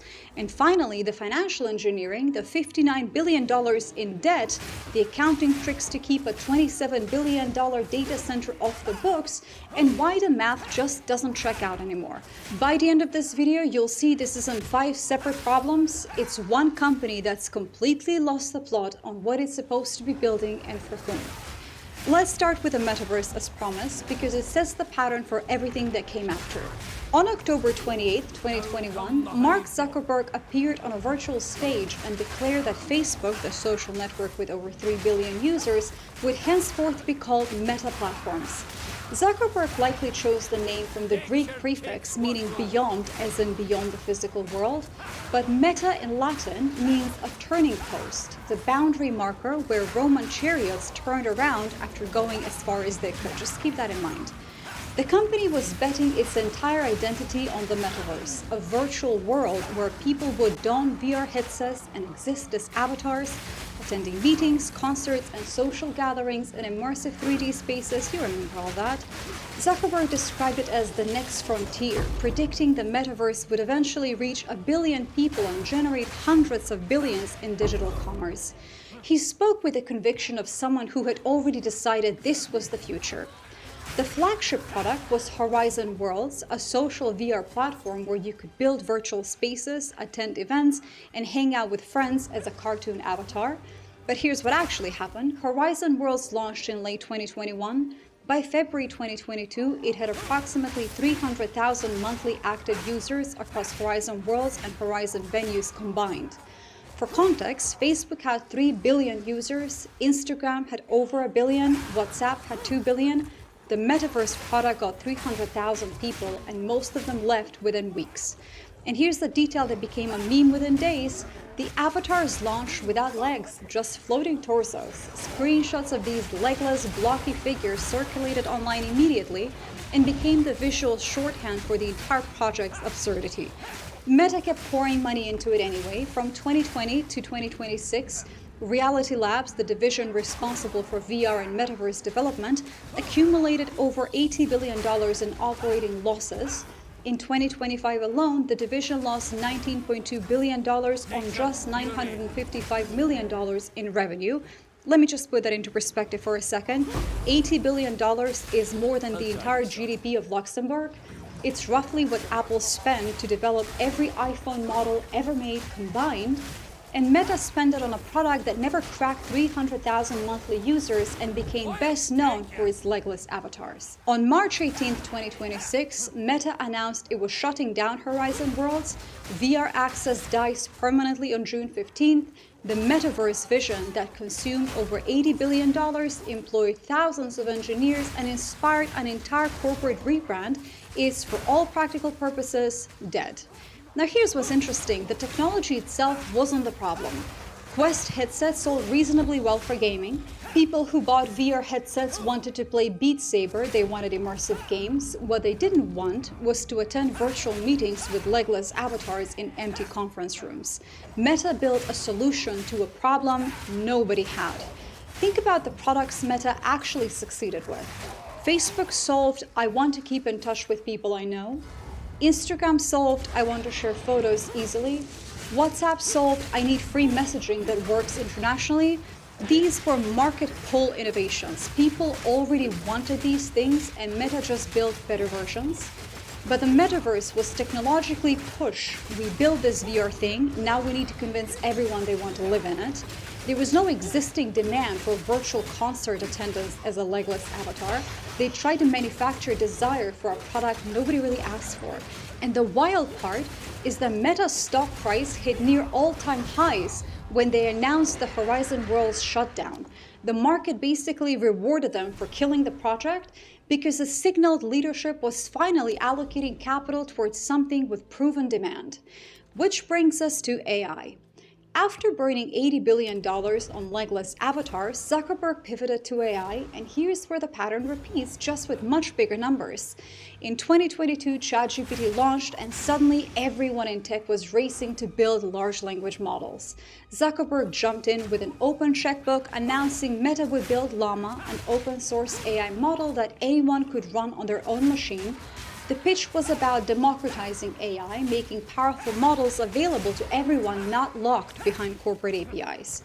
And Meta spent approximately $100 billion building Llama as an open source offering. Here's what happened. The model turned out to be kind of slow, inaccurate, and too unwieldy for most people to operate on their own. Running a large language model locally requires significant compute resources, GPUs, memory, technical know-how. The democratization pitch ran into the reality that most people, developers excluded, just want to type a question into a web interface and get an answer, not set up local model infrastructure. So Zuckerberg abandoned that effort and committed another $115 billion minimum for 2026 on a new AI push, this time building models that compete directly with ChatGPT, Claude, and other leading systems. And here's the thing, their current models perform worse than the competition. Now stop and think about that for a second. Meta is a company with 3 billion users, the world's most sophisticated ad targeting infrastructure, decades of behavioral data about what people click, buy, and engage with, very deep understanding of content virality and engagement patterns. If they were strategically coherent, what would they be building really? AI that makes ad targeting even more effective, their actual business. Content moderation AI, their biggest cost center and legal liability. Recommendation systems that keep people on platform longer, their core engagement problem. Creator tools that make Instagram and Facebook stickier than TikTok. And instead, they're building general-purpose language models to compete with OpenAI. Why? Who at Meta actually benefits from having an open-source LLM that runs on consumer hardware? What problem does this solve for Meta's business model, which is selling ads based on user attention? This is kind of like if Coca-Cola decided to spend $100 billion building smartphones because tech is the future while letting their beverage business rot. The core competency doesn't transfer, the strategic logic doesn't connect. And here's where it gets even weirder. Meta is an advertising company. They have proprietary user data that no one else can access. The social graph, behavioral patterns, what content drives engagement. If they wanted to build AI that leveraged their actual moat, they would be building domain-specific models for the following. AI-powered advertising tools that small businesses and creators can use to automatically generate optimized campaigns, identify target audiences, and manage the entire conversion funnel, taking maybe 2 to 5% of revenue generated. That is a multi-$100 billion business built on infrastructure they already own. Then content moderation AI that actually works, reducing their biggest cost center and legal exposure while making platforms usable again. Maybe creator monetization tools that keep influencers on Instagram instead of jumping to TikTok, built around AI-assisted content creation and audience analysis. These would be multi-$100 billion businesses built on infrastructure they have. But instead, let's spend $115 billion per year building ChatGPT, except worse, and give it away for free. And look, I understand Meta can build multiple things simultaneously. They have the resources. But here's what I don't understand. Why isn't there a public-facing advertising product built on that dataset? The strategic incoherence is just staggering. Which brings us to the lawsuit that dropped 2 weeks ago, because I think it explains why Meta keeps making these kinds of choices. On May 5th, 2026, 5 major publishers, Hachette, Macmillan, McGraw-Hill, Elsevier, and Congage, plus author Scott Turow, filed a class action lawsuit against Meta and Zuckerberg personally, alleging they pirated millions of copyrighted books and articles to train Llama. The lawsuit includes internal memos that are genuinely extraordinary. Here's what happened. According to the filing, after releasing Llama 1, Meta briefly considered licensing training data from publishers. Internal discussions from January to April 2023 show Meta considered increasing their dataset licensing budget to as much as $200 million. Then in early April 2023, the question was escalated to Zuckerberg. Should they license content or just take it? After Zuckerberg weighed in, Meta's business development team received verbal instructions to stop licensing efforts. The internal rationale, according to one Meta employee quoted in the lawsuit, was the following: if we license one single book, we won't be able to lean into the fair use strategy. They decided not to license content specifically because licensing even one book would undermine their legal argument that they don't need to license anything. It's not that they couldn't afford $200 million. Meta made $200 billion in ad revenue just in 2025. They're spending $115 billion in AI infrastructure, $200 million for licensing. It's kind of like a rounding error. They chose piracy because they're betting the entire AI strategy on fair use, the legal doctrine that allows limited use of copyrighted material without permission for purposes like criticism, education, or transformative works. And the lawsuit alleges they went hard on the piracy. According to the complaint, on December 13, 2023, Meta employees internally circulated a memo about LibGen, a notorious repository of pirated academic papers and books. The memo described it as a dataset we know to be pirated and noted we should not disclose use of LibGen datasets used to train. Despite those concerns, Zuckerberg and other Meta executives authorized torrenting over 267 terabytes of pirated material. The lawsuit says that's equivalent to hundreds of millions of publications and many times the size of the entire print collection of the Library of Congress. Just for context, 267 terabytes, the entire text of Wikipedia is about 20 gigabytes. Meta allegedly torrented the equivalent of 13,000 Wikipedia's worth of pirated books and journal articles. Now, previous lawsuits against AI companies for copyrighted infringement have failed. In June 2025, a federal judge ruled that Meta engaged in fair use when training Llama on a dataset of nearly 200,000 books. But this lawsuit is different because of the internal memos. The previous cases were about whether AI training constitutes fair use in principle. This case is about whether you can deliberately circumvent copying protections and actively choose piracy over licensing as a cost-saving measure, then claim fair use as a shield. The lawsuit argues that Meta stripped copyright management information from the copyrighted works it stole to conceal training sources and facilitate unauthorized use. That's not transformative use or incidental copying during research. That is deliberate infringement at industrial scale with internal documentation showing it was a conscious, strategic choice. And here's what I personally find fascinating. Meta knows how to license content. According to the lawsuit, they signed licensing agreements with Fox News, CNN, and USA Today. They signed 4 licenses in 2022 with African language book publishers. They understand the market for licensing AI training materials. They just decided it was cheaper to pirate and fighting for it later. And I think that decision reveals something very important. Meta can't afford to build competitive AI the legal way. If you're building domain-specific AI for advertising using your own proprietary user data, you don't need to scrape the Library of Congress. But if you're trying to build general-purpose models that compete with OpenAI and Anthropic, you need all of human knowledge, which means either paying for it or stealing it. The piracy strategy is a symptom of the strategic incoherence. They're building the wrong thing, which requires data they don't have, which means they either spend hundreds of millions on licensing or they gamble on a fair use defense while torrenting pirated material. They chose the gamble, and while Meta is pirating external data, they're also extracting training data from an even more accessible source, their own employees. In April 2026, Reuters reported that Meta quietly deployed monitoring software on US employees' work computers through a program called the Model Capability Initiative. The software captures every single keystroke, mouse movement, click, and takes periodic screenshots as employees work across hundreds of websites and apps, including Google, LinkedIn, GitHub, Slack, and even personal Gmail accessed on work devices. According to a Meta spokesperson quoted by Reuters, if we're building agents to help people complete everyday tasks using computers, our models need real examples of how people actually use them. That sounds reasonable until you think about what it actually means. Meta is training AI agents to replicate human-computer work. To do that, they need to watch humans do computer work. So they're recording every drop-down menu selection, every copy-paste between tools, every Jira workflow that Meta's roughly 72,000 employees perform. CTO Andrew Bosworth confirmed there is no opt-out. If you work for Meta in the US, you're being monitored.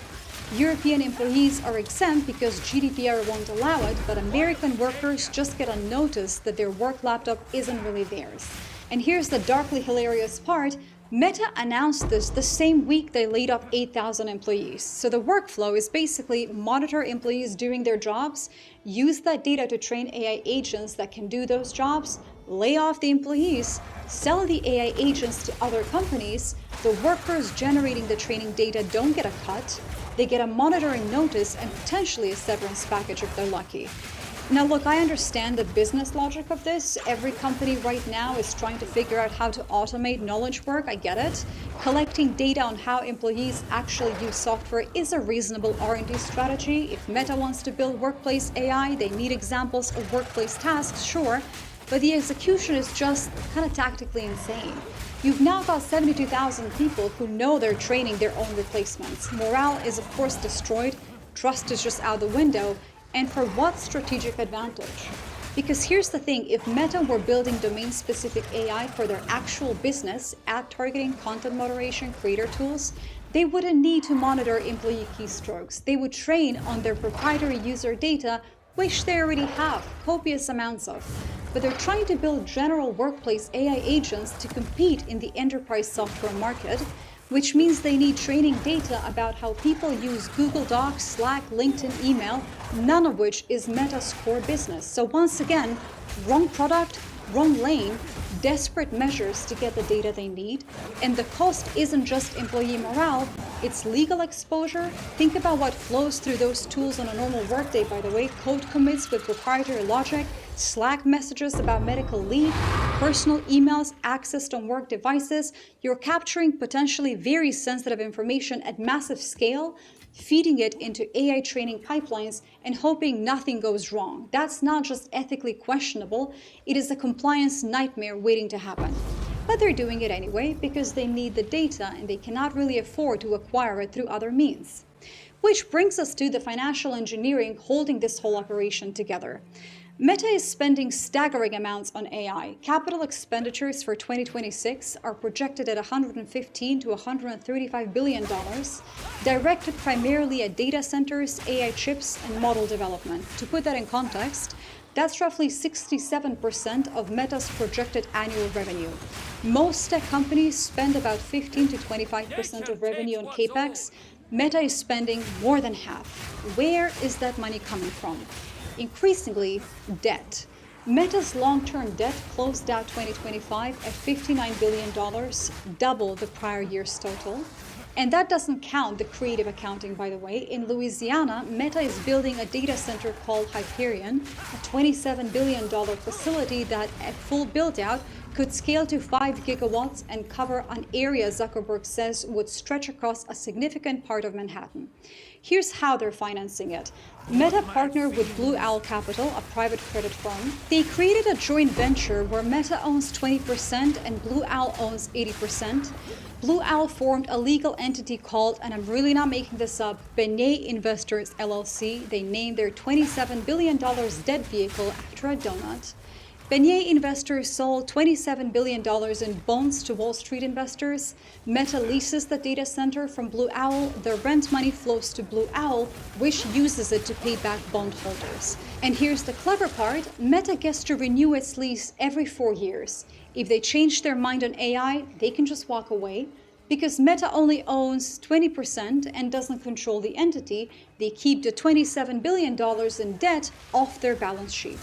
The Wall Street Journal called this Frankenstein financing. Ernst & Young, Meta's auditor, approved the arrangement while designating it as a critical audit matter. Accounting speak for, this is complicated, involves significant judgment, and warrants investor attention. Some analysts are comparing this structure to the special purpose entities that led to the Enron collapse. And Meta just announced they're doing it again, raising another $13 billion through a similar structure for a data center in Texas. Meanwhile, in Louisiana, the Hyperion data center is causing real-world consequences. The tiny town of Holy Ridge, population 6,500, is now home to construction for the largest data center in the world. Residents report a 600% increase in vehicle crashes over the last year from the non-stop parade of construction trucks. 3 truck crashes occurred just outside Holy Ridge Elementary School. Fourth graders told reporters the trucks are so loud and frequent that classroom walls shake. And if Meta decides to walk away after 4 years, the 3 new natural gas plants built to power the data center have a 30-year lifespan. If the data center closes early, the cost of those plants will appear on household utility bills for Louisiana ratepayers. So Meta gets the infrastructure, keeps the debt off their books, retains the option to walk away, and if things go bad, ordinary people in Louisiana pay the bill. This is what financial desperation looks like at scale. So let's just connect the pieces because we've talked about a lot of things here. Meta spent $80 billion on the metaverse trying to create a market that didn't exist. People wanted VR for gaming, not for hanging out as legless avatars in virtual conference rooms. The product failed because it solved a problem literally nobody had.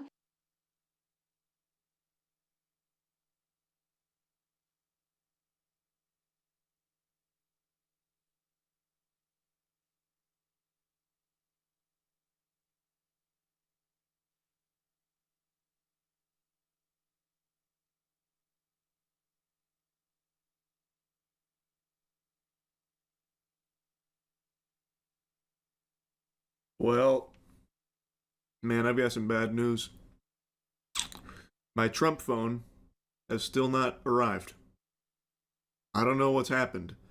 Maybe a angry horde of goblins got in there and stole my Trump phone, my treasure, taking the one piece for themselves, because I was told over a week ago that in the next day or two I was going to be getting my email with the shipping information for my Trump phone, my T1 device that I put $100 on, and I haven't received that email, and it's not like they were saving it as some kind of surprise gift for me or anything, like a fucking birthday clown scooting in with the T1 device in hand for me. Nothing. Crickets, again. And also, I did just learn about the Trump Mobile terms and conditions. I don't know if these are new and I just missed them, because no sane human being on the planet is actually perusing the terms and conditions and going through line by line checking, at least not normally. But I've also been told that these are new additions to Trump Mobile. Either way, they are fucking alarming. I'm going to get to that here in a little bit because I also called customer support about the terms and conditions, because if you actually dropped 100 clams on this and then took a peek at those, you should be sweating. It is wacky what they've put in there. But before then, I did give Trump Mobile a call yesterday before learning about the terms and conditions just to check on the status of my order, because surely, you know, after I was told that it'd be shipped out in the next day or two, something must have just been cause for the holdup. Maybe Trump went in there personally to start kissing each and every phone, and his lips got a little dry, so he had to take the day off before getting to mine. I can understand that. There must have just been something in the pipeline that went a little cattywampus, but is probably soon fixed, and I'll be getting my email any day. Well, it's been almost a week since Trump Mobile support told me that I'd be getting an email about my T1 mobile device shipping, but I think the email must have got lost in the cyberspace somewhere, so I kind of want to just check in and make sure that everything's still going according to schedule, and I'll be receiving my T1 mobile device in my hands any day now. I just want to make sure everything's alright. Thank you for calling Trump Mobile. For English, press 1. Para español, oprima el número 2. One day I'm gonna press 2. One day I'm gonna press dos, but today is not that day. Press 1 to open a new Trump Mobile account. Otherwise, press 2 for support with an existing. Thank you for calling Trump Mobile. Your call is very important to us. To ensure Let's see what's going on. Customer care, this call may be recorded for quality control and training purposes. Please hold, and our next available representative will be with you shortly. You can also visit our website at www.trumpmobile.com to apply for a new account or access your personal account portal.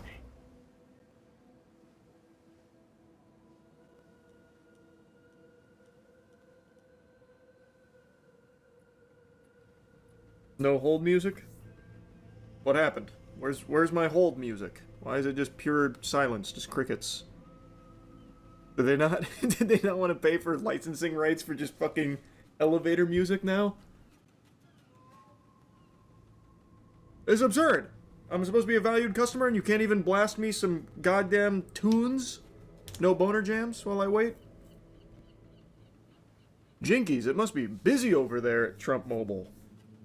What in tarnation? This is taking quite a while.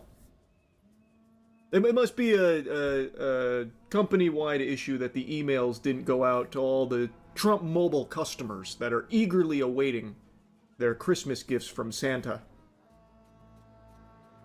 Hello, and thank you for calling Trump Mobile. This is Sheena. How can I assist you? Hey, hello. I just wanted to check on the status of my order.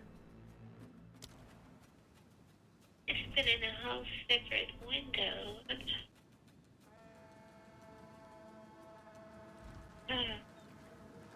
Hello? Yes? Oh. Hello? They hung up on me. What the fuck is that? What? Pardon? Wait, what? I'll do what I can to sell it for you. I'll call back. Must have been a misinput there. Interesting. Thank you for calling Trump Mobile. For English, press Okay, here I Para come. Español, oprima el número dos shortly. Man, I waited so long for that too. www.trumpmobile.com. To apply for a new account or access your personal. Thank you for calling Trump Mobile. Hey, hello. I was just hoping to check on the status of my T1 device. I can definitely assist you with that. Can I get your first and last name? Charles White.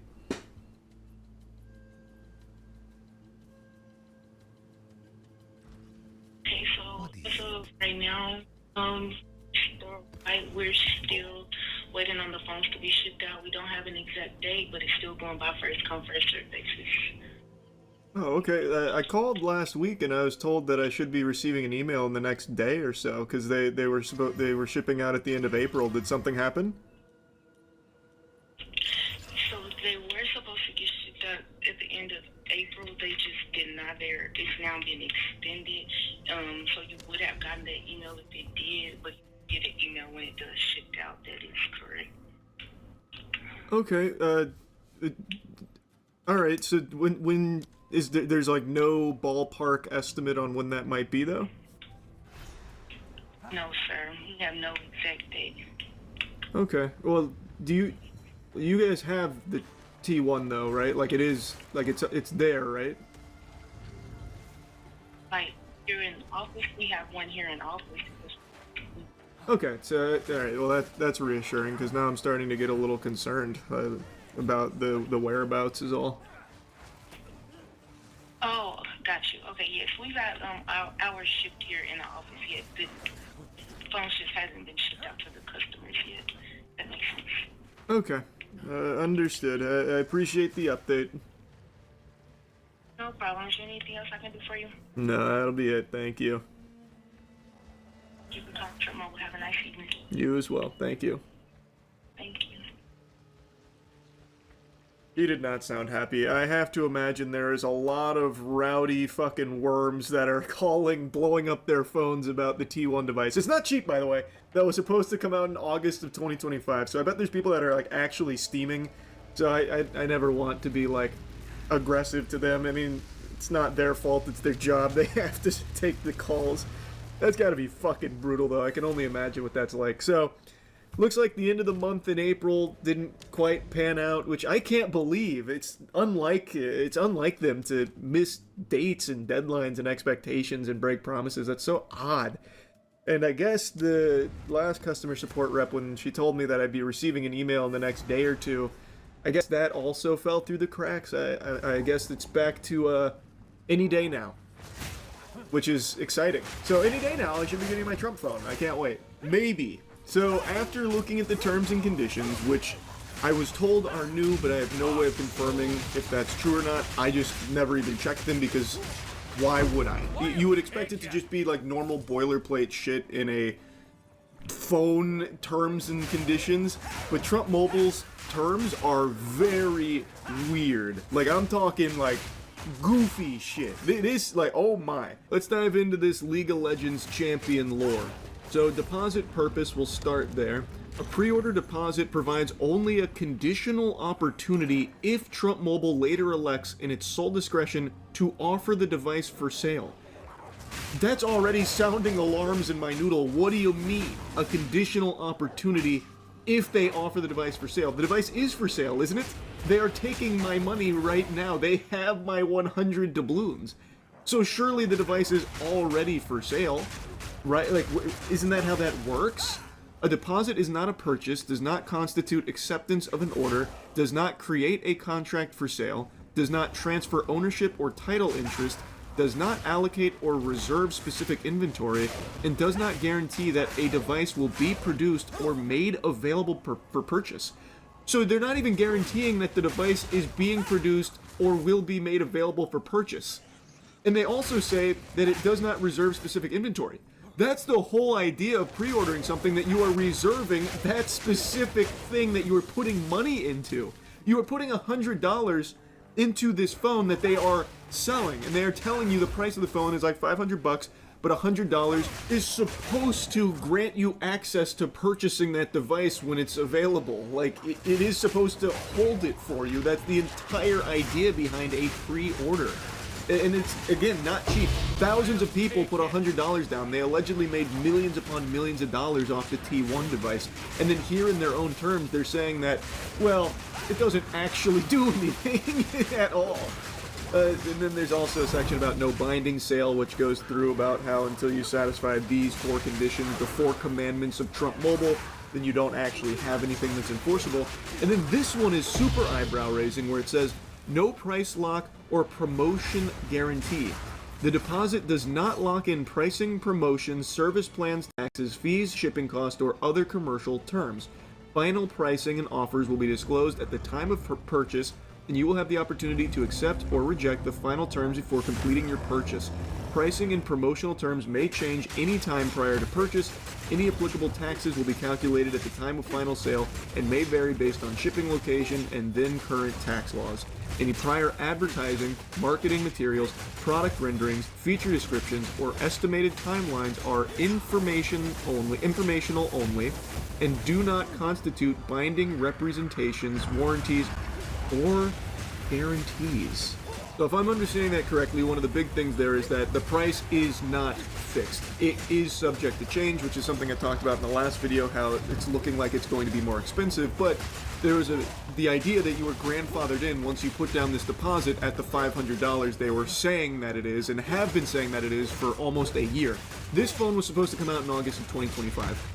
And when it missed that deadline, it said at the end of 2025. Still, it hasn't come out now, May of 2026. So they're also saying that, well, you can't hold it against us, the estimated timelines, it's all hooey, we're pulling it out of our ass. But the price lock is very interesting. It's saying explicitly it does not price lock. So when you pre-order, you put the $100 down, you are not price locked. But if you look at the top of the page, on the website itself, as I'm looking at the terms and conditions, look at the top left. Lock in your T1 phone promotional pricing now. So it is advertising that when you put this money down, you are price locking. That's what it's telling you. It is literally telling you that that's what you're doing. But then when you look at their terms, it's saying, no, that's not actually what you're doing. How is that not fraudulent? It's just a fucking lie then. Also, it says all of the information that they've been providing for a year now about what the T1 is and its specs and all of the renderings and all of that aren't actually representative of the device. It's saying that, nope, all of that could just be a bunch of hoo-ha, a bunch of mumbo-jumbo, and that's okay. So then, you are advertising something, knowingly advertising something that may not be representative of what is actually getting sold to the customer. Again, how is that not fraud? You are blatantly misleading them on purpose. And then in your own terms, they're saying, like, yeah, we might be doing that. Can't hold it against us. What the fuck?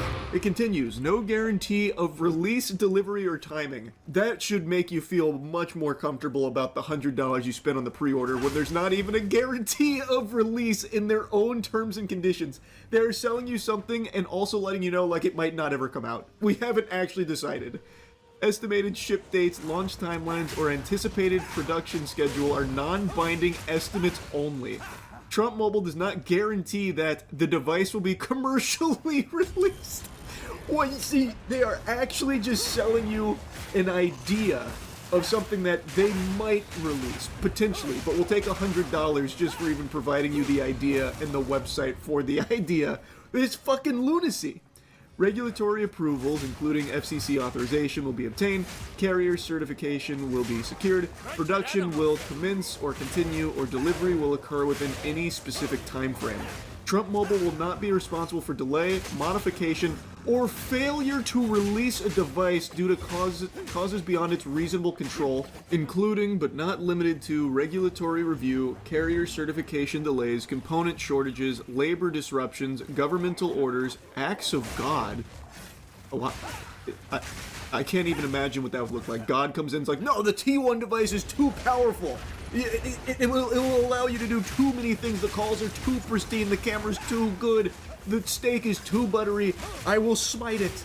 I like how they threw acts of God in here. But also, according to Trump's spiritual advisor, Trump literally is Jesus. And Trump likes to compare himself to Jesus all the time, too. So why would God come in and try and disrupt the T1 device, the gold-plated T1 mobile device? That wouldn't make any sense. Transportation interruptions or third-party supplier failures. Next, there's no guarantee of network compatibility or performance. Also, if we do deliver this, there's no guarantee it's going to be compatible, and it also might blow major ass. And you have to agree to that. You have to know that. Device compatibility, functionality, performance, and feature availability are not guaranteed and may vary materially based on carrier certification, network conditions, regulatory approval, software or firmware changes, geographic location, and service plan configuration, except as expressly set forth in the final written product specifications at the time of sale. Trump Mobile disclaims all representations regarding operation on any specific carrier network or support for any particular network technology. And there's also product changes that are permitted, device specifications, features, software, hardware components, storage capacities, bundled accessories, colors, and configurations are subject to change prior to final sale. Images, prototypes, beta demonstrations, and marketing renderings are illustrative only and may not reflect final production units. That's so crazy, man. They are just saying, like, everything we've been telling you, everything we've been showing you, everything we've been saying is probably a lie. It is very potentially a lie. It is only there for illustrative purposes and to get suckers on the hook to give us money. And you have to know that. You should have known that. And so now we're just telling you point blank to your face. Also, this device may never be delivered. And if it's not, that's okay. If we fail to deliver it, no problem.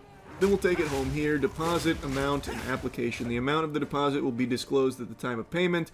If you complete a device purchase, the deposit will be applied as a credit toward the purchase price at checkout, unless you request otherwise or unless the deposit amount exceeds the purchase price.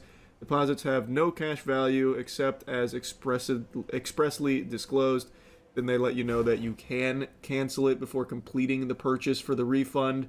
So if Trump Mobile cancels or discontinues the device prior to sale, they'll issue a full refund of the deposit amount paid, which, that's nice. Very cool. If we decide not to release it, we'll give your money back, we think. And then if Trump Mobile cancels, delays, or does not release the device, I love how this is a core component in the terms and conditions. Like, listen guys, we really might not release it. This really might have all been a lie. They keep driving that point home. Your sole and exclusive remedy is a full refund of the deposit amount actually paid, and you waive any claim to equitable, injunctive, or specific performance relief relating to pre-order priority or device allocation. Trump Mobile shall not be liable for indirect, incidental, special, consequential, exemplary, or punitive damages, including loss of opportunity, loss of anticipated savings, loss of priority status, or loss of profits. Now, like I said, I don't typically take a peek at the terms and conditions of products that I buy or pre-order, but I have to imagine it's not entirely standard to constantly reiterate if the device doesn't come out. Also, all of the material you've seen about it might be a lie and not indicative of the actual product if the product ever releases, if they decide they want to release the product for sale, if the product ever gets made. They keep saying if there is a product here. Constantly saying if the product comes out, if this, if that, in regards to the production of it. So what the fuck are you putting $100 on? Like, this is craziness. So even in the most recent video I made covering this, where The Verge did see a T1 device, it's very possible that that's not the device you're going to get, because in its terms it's saying everything you see about it might not actually be representative of what they ship out, if they ever even ship out a phone, and if they don't, you might get a refund. On their own website, they are the ones constantly telling you that there might not be a phone that's released here. The T1 might not go for sale. They are saying that. What the fuck, man? Why is that even allowed? I feel like if I did something like this, I would be in trouble legally. If I said, I'm releasing the Charles device, the Charles mobile device. You can fucking contact aliens. It's got 55 billion gigawatts of power harnessed from the goddamn Tesseract that I've implanted in each device. I need your pre-orders now at $100 to lock it in. It'll be a $500 phone.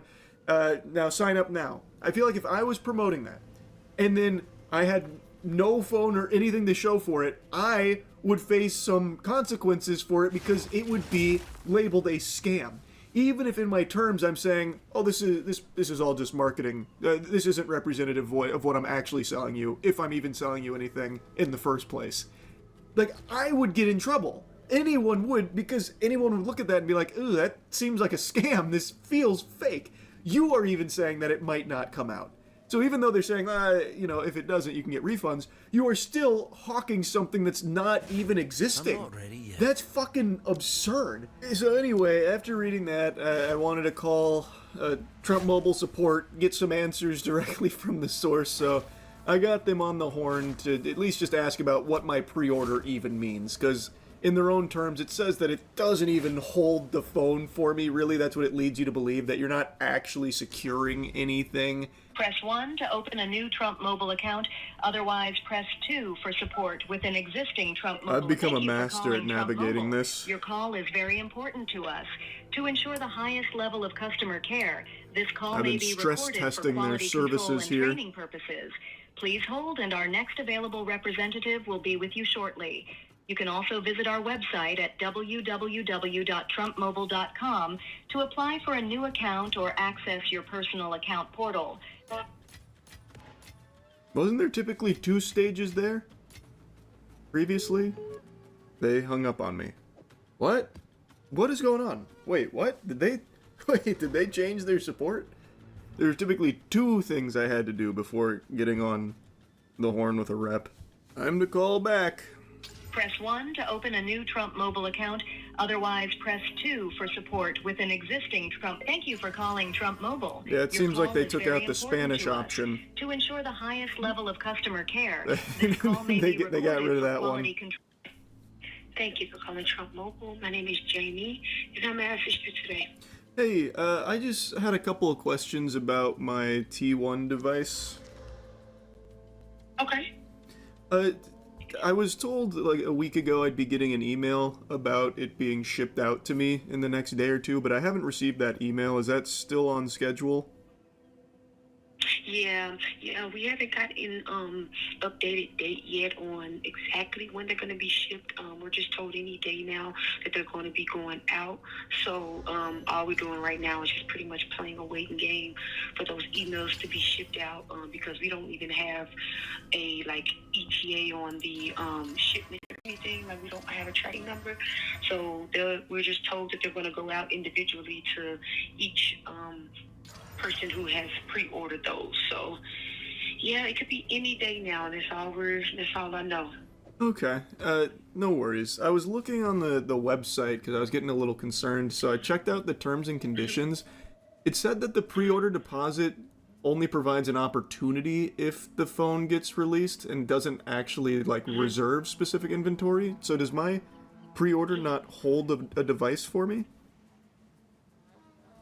Yeah, as far as I know, that's supposed to definitely hold your device for you.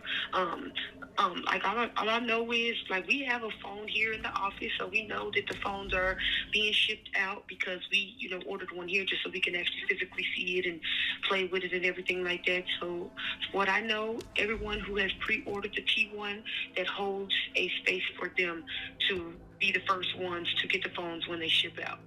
Okay, and then about the device itself, on the terms it says that everything that's been advertised about it is all just illustrative and might not represent the phone itself. The phone you have there, is it everything that's been advertised?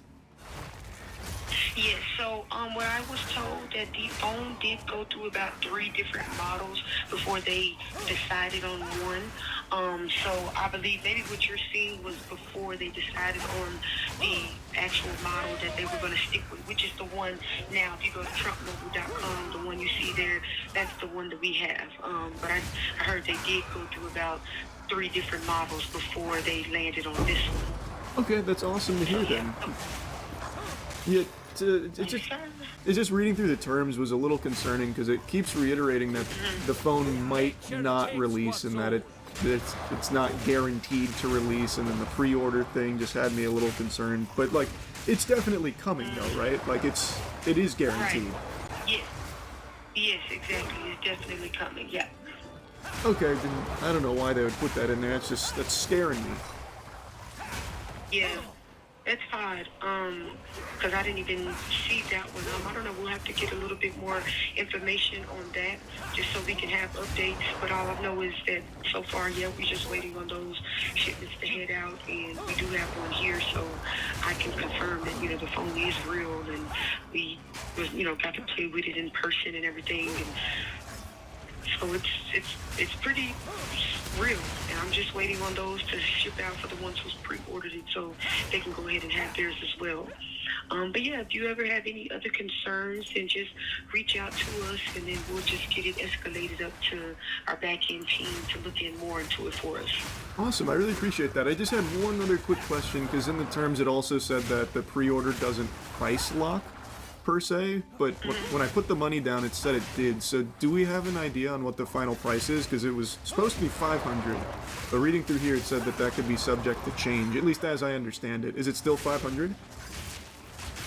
So the phones are, yes, $499, and then of course you did the $100 deposit, and we don't charge the remaining $399 until the phone has shipped to you.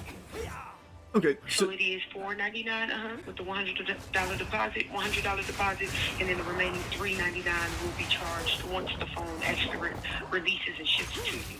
Okay, awesome. So it is locked in there for me. Yes. Perfect. That's great. I really appreciate it. Thank you so much. Absolutely. It was a pleasure, and hopefully we'll get those phones to you very, very soon, and you enjoy the rest of your weekend. You as well. Take it easy. Thank you. Okay. Bye. Oh, see, I had nothing to be worried about. The terms and conditions got me all riled up over nothing. Everything they say in here is apparently just like a multiversal possibility that maybe they don't deliver the phone, maybe it's not as advertised, maybe you're not price locked, but after talking to support, turns out I am price locked, it is coming, and I can't fucking wait. And it is reserved for me. So I'm going to get my T1 device any day now, which has become the slogan for Trump Mobile. Any day, as it has been since August of 2025. Any day is coming, and I can't wait. That's really about it. Very cool. Very awesome. All right, that's it. See ya.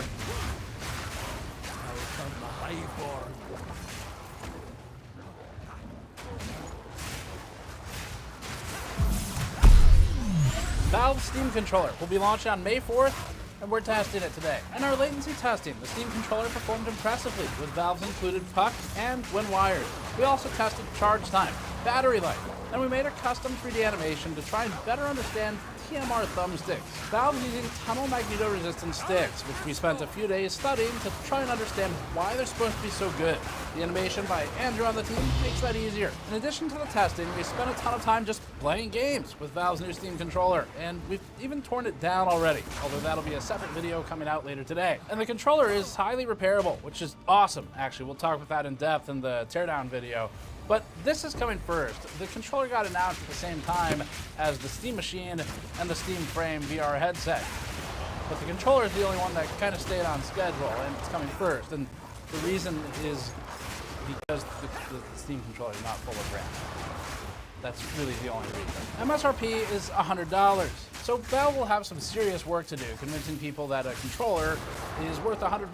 We're going to try and do some testing today to come to that conclusion ourselves as well. Valve told us that there will be a Steam Machine plus Steam Controller bundle in the future, but until a point at which the Steam Machine publicly exists, that's not an option. The machine would have to come out in order for that to happen. So we're going to start with the controller. Let's get into it. Before that, this video is brought to you by Thermal Grizzly and their new Duronaut Thermal Paste.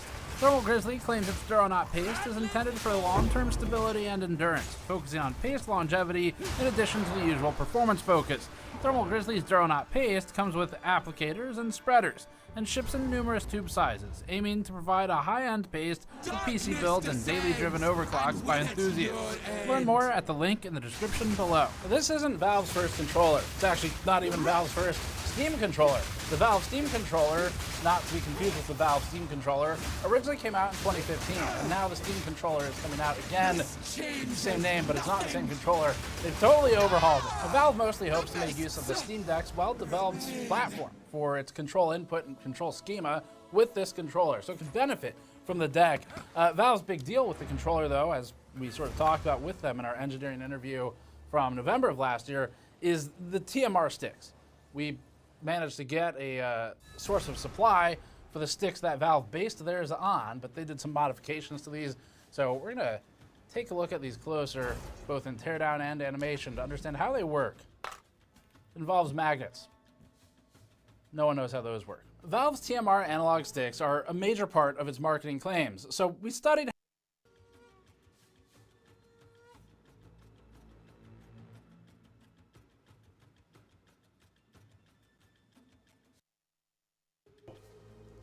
Here, we're going to go ahead and we're going to do a couple of different things. We're going to take those three things, and when we're playing SSF, and or if we were actually playing hardcore, this is what you would need to do. You would need to make sure that you take those items and put them inside of a tab, so that you would not, when you die, you can at least go back and go pick up those items. Okay, and use those items later on. Now we still have, if you notice, we still have no changes until we get into the prison. So when we get into the prison, that our damage is going to change again. So we're on the climb.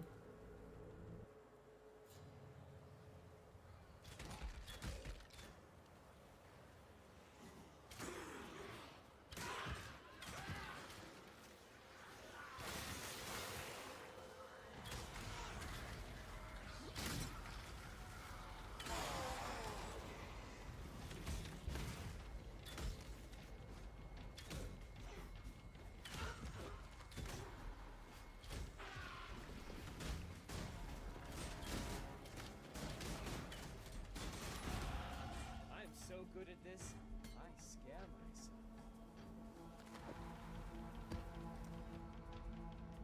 There we go. Now we got the 20% increased physical damage, 20% increase to chaos damage. We got a plus 20 to our dexterity, plus we picked up some movement speed. We got enhanced movement speed.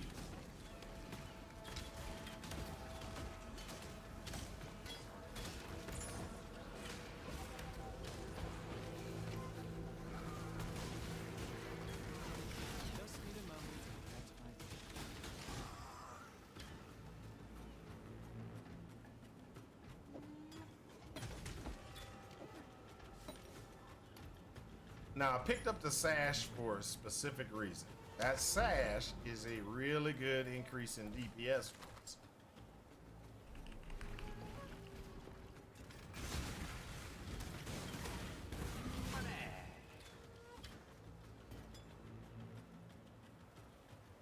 And as you can see, there's another one that's over here. We're gonna try to get and utilize because it's a.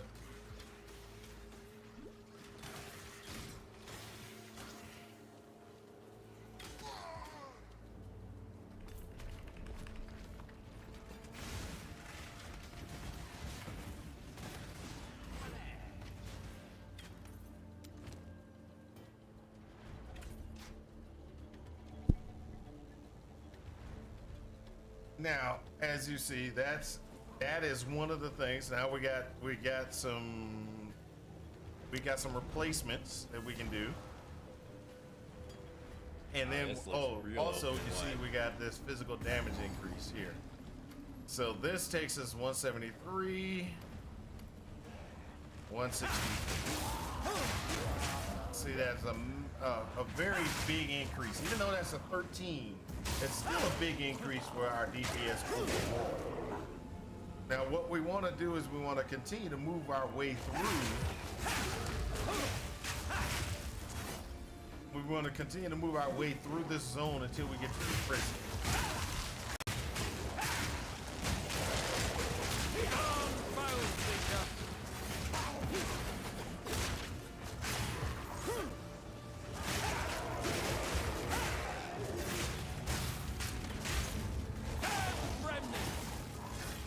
Also, another benefit of split arrows.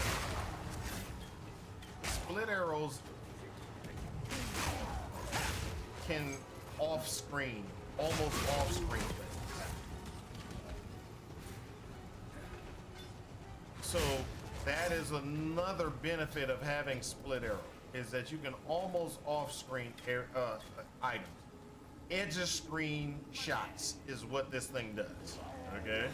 So that means I can sit there and I can shoot, and I don't have to, as soon as I see it, I can shoot it.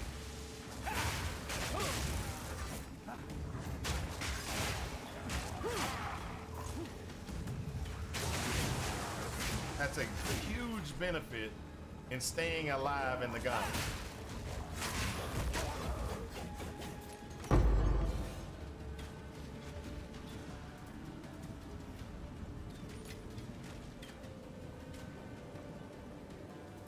I'm gonna do this just because, but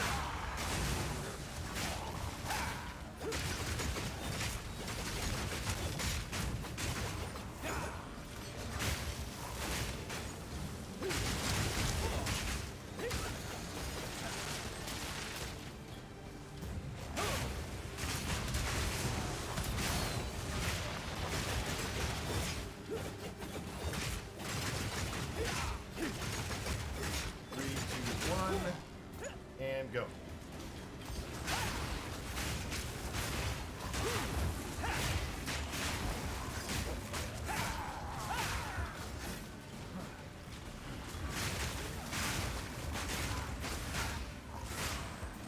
Got another iron ring. Got a rare iron ring.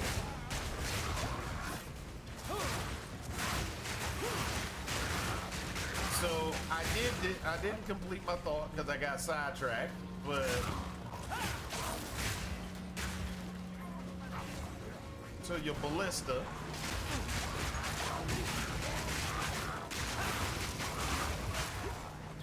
early on, the best thing that you can do with your ballista was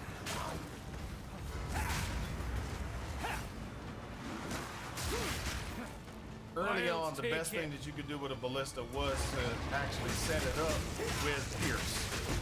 So it can shotgun through things and hit things.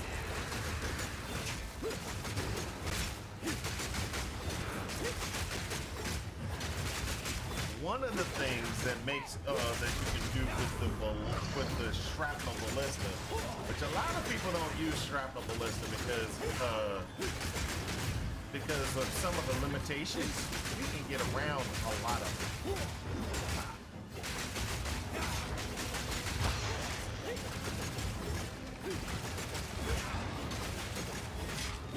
One of the benefits that you can do with shrapnel ballista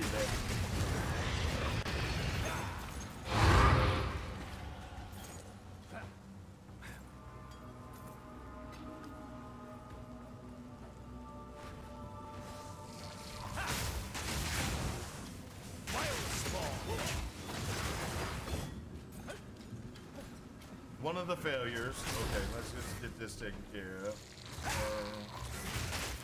that we have with shrapnel ballista, that most people have a problem with.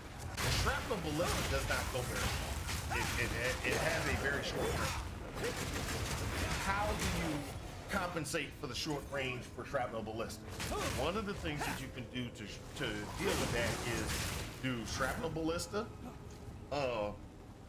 And Pierce is what gets you kind of through to hit more guys, so that it kind of does a good amount of damage.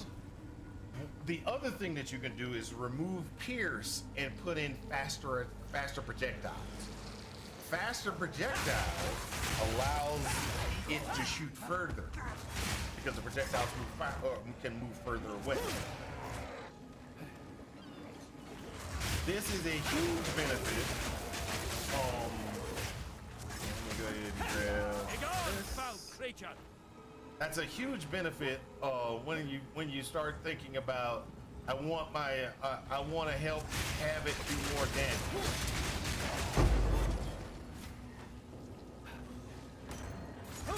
Because with split arrow, I'm shooting off screen, right?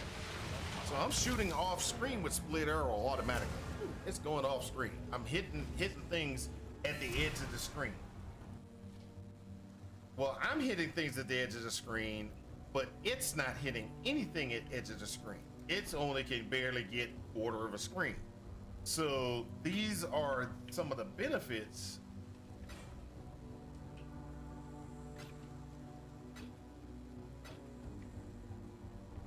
Ooh. So this one, there we go. Two-handed weapons, you get physical damage increase. A quiver gets physical damage adds, things like that. So these are the things that you're gonna look at.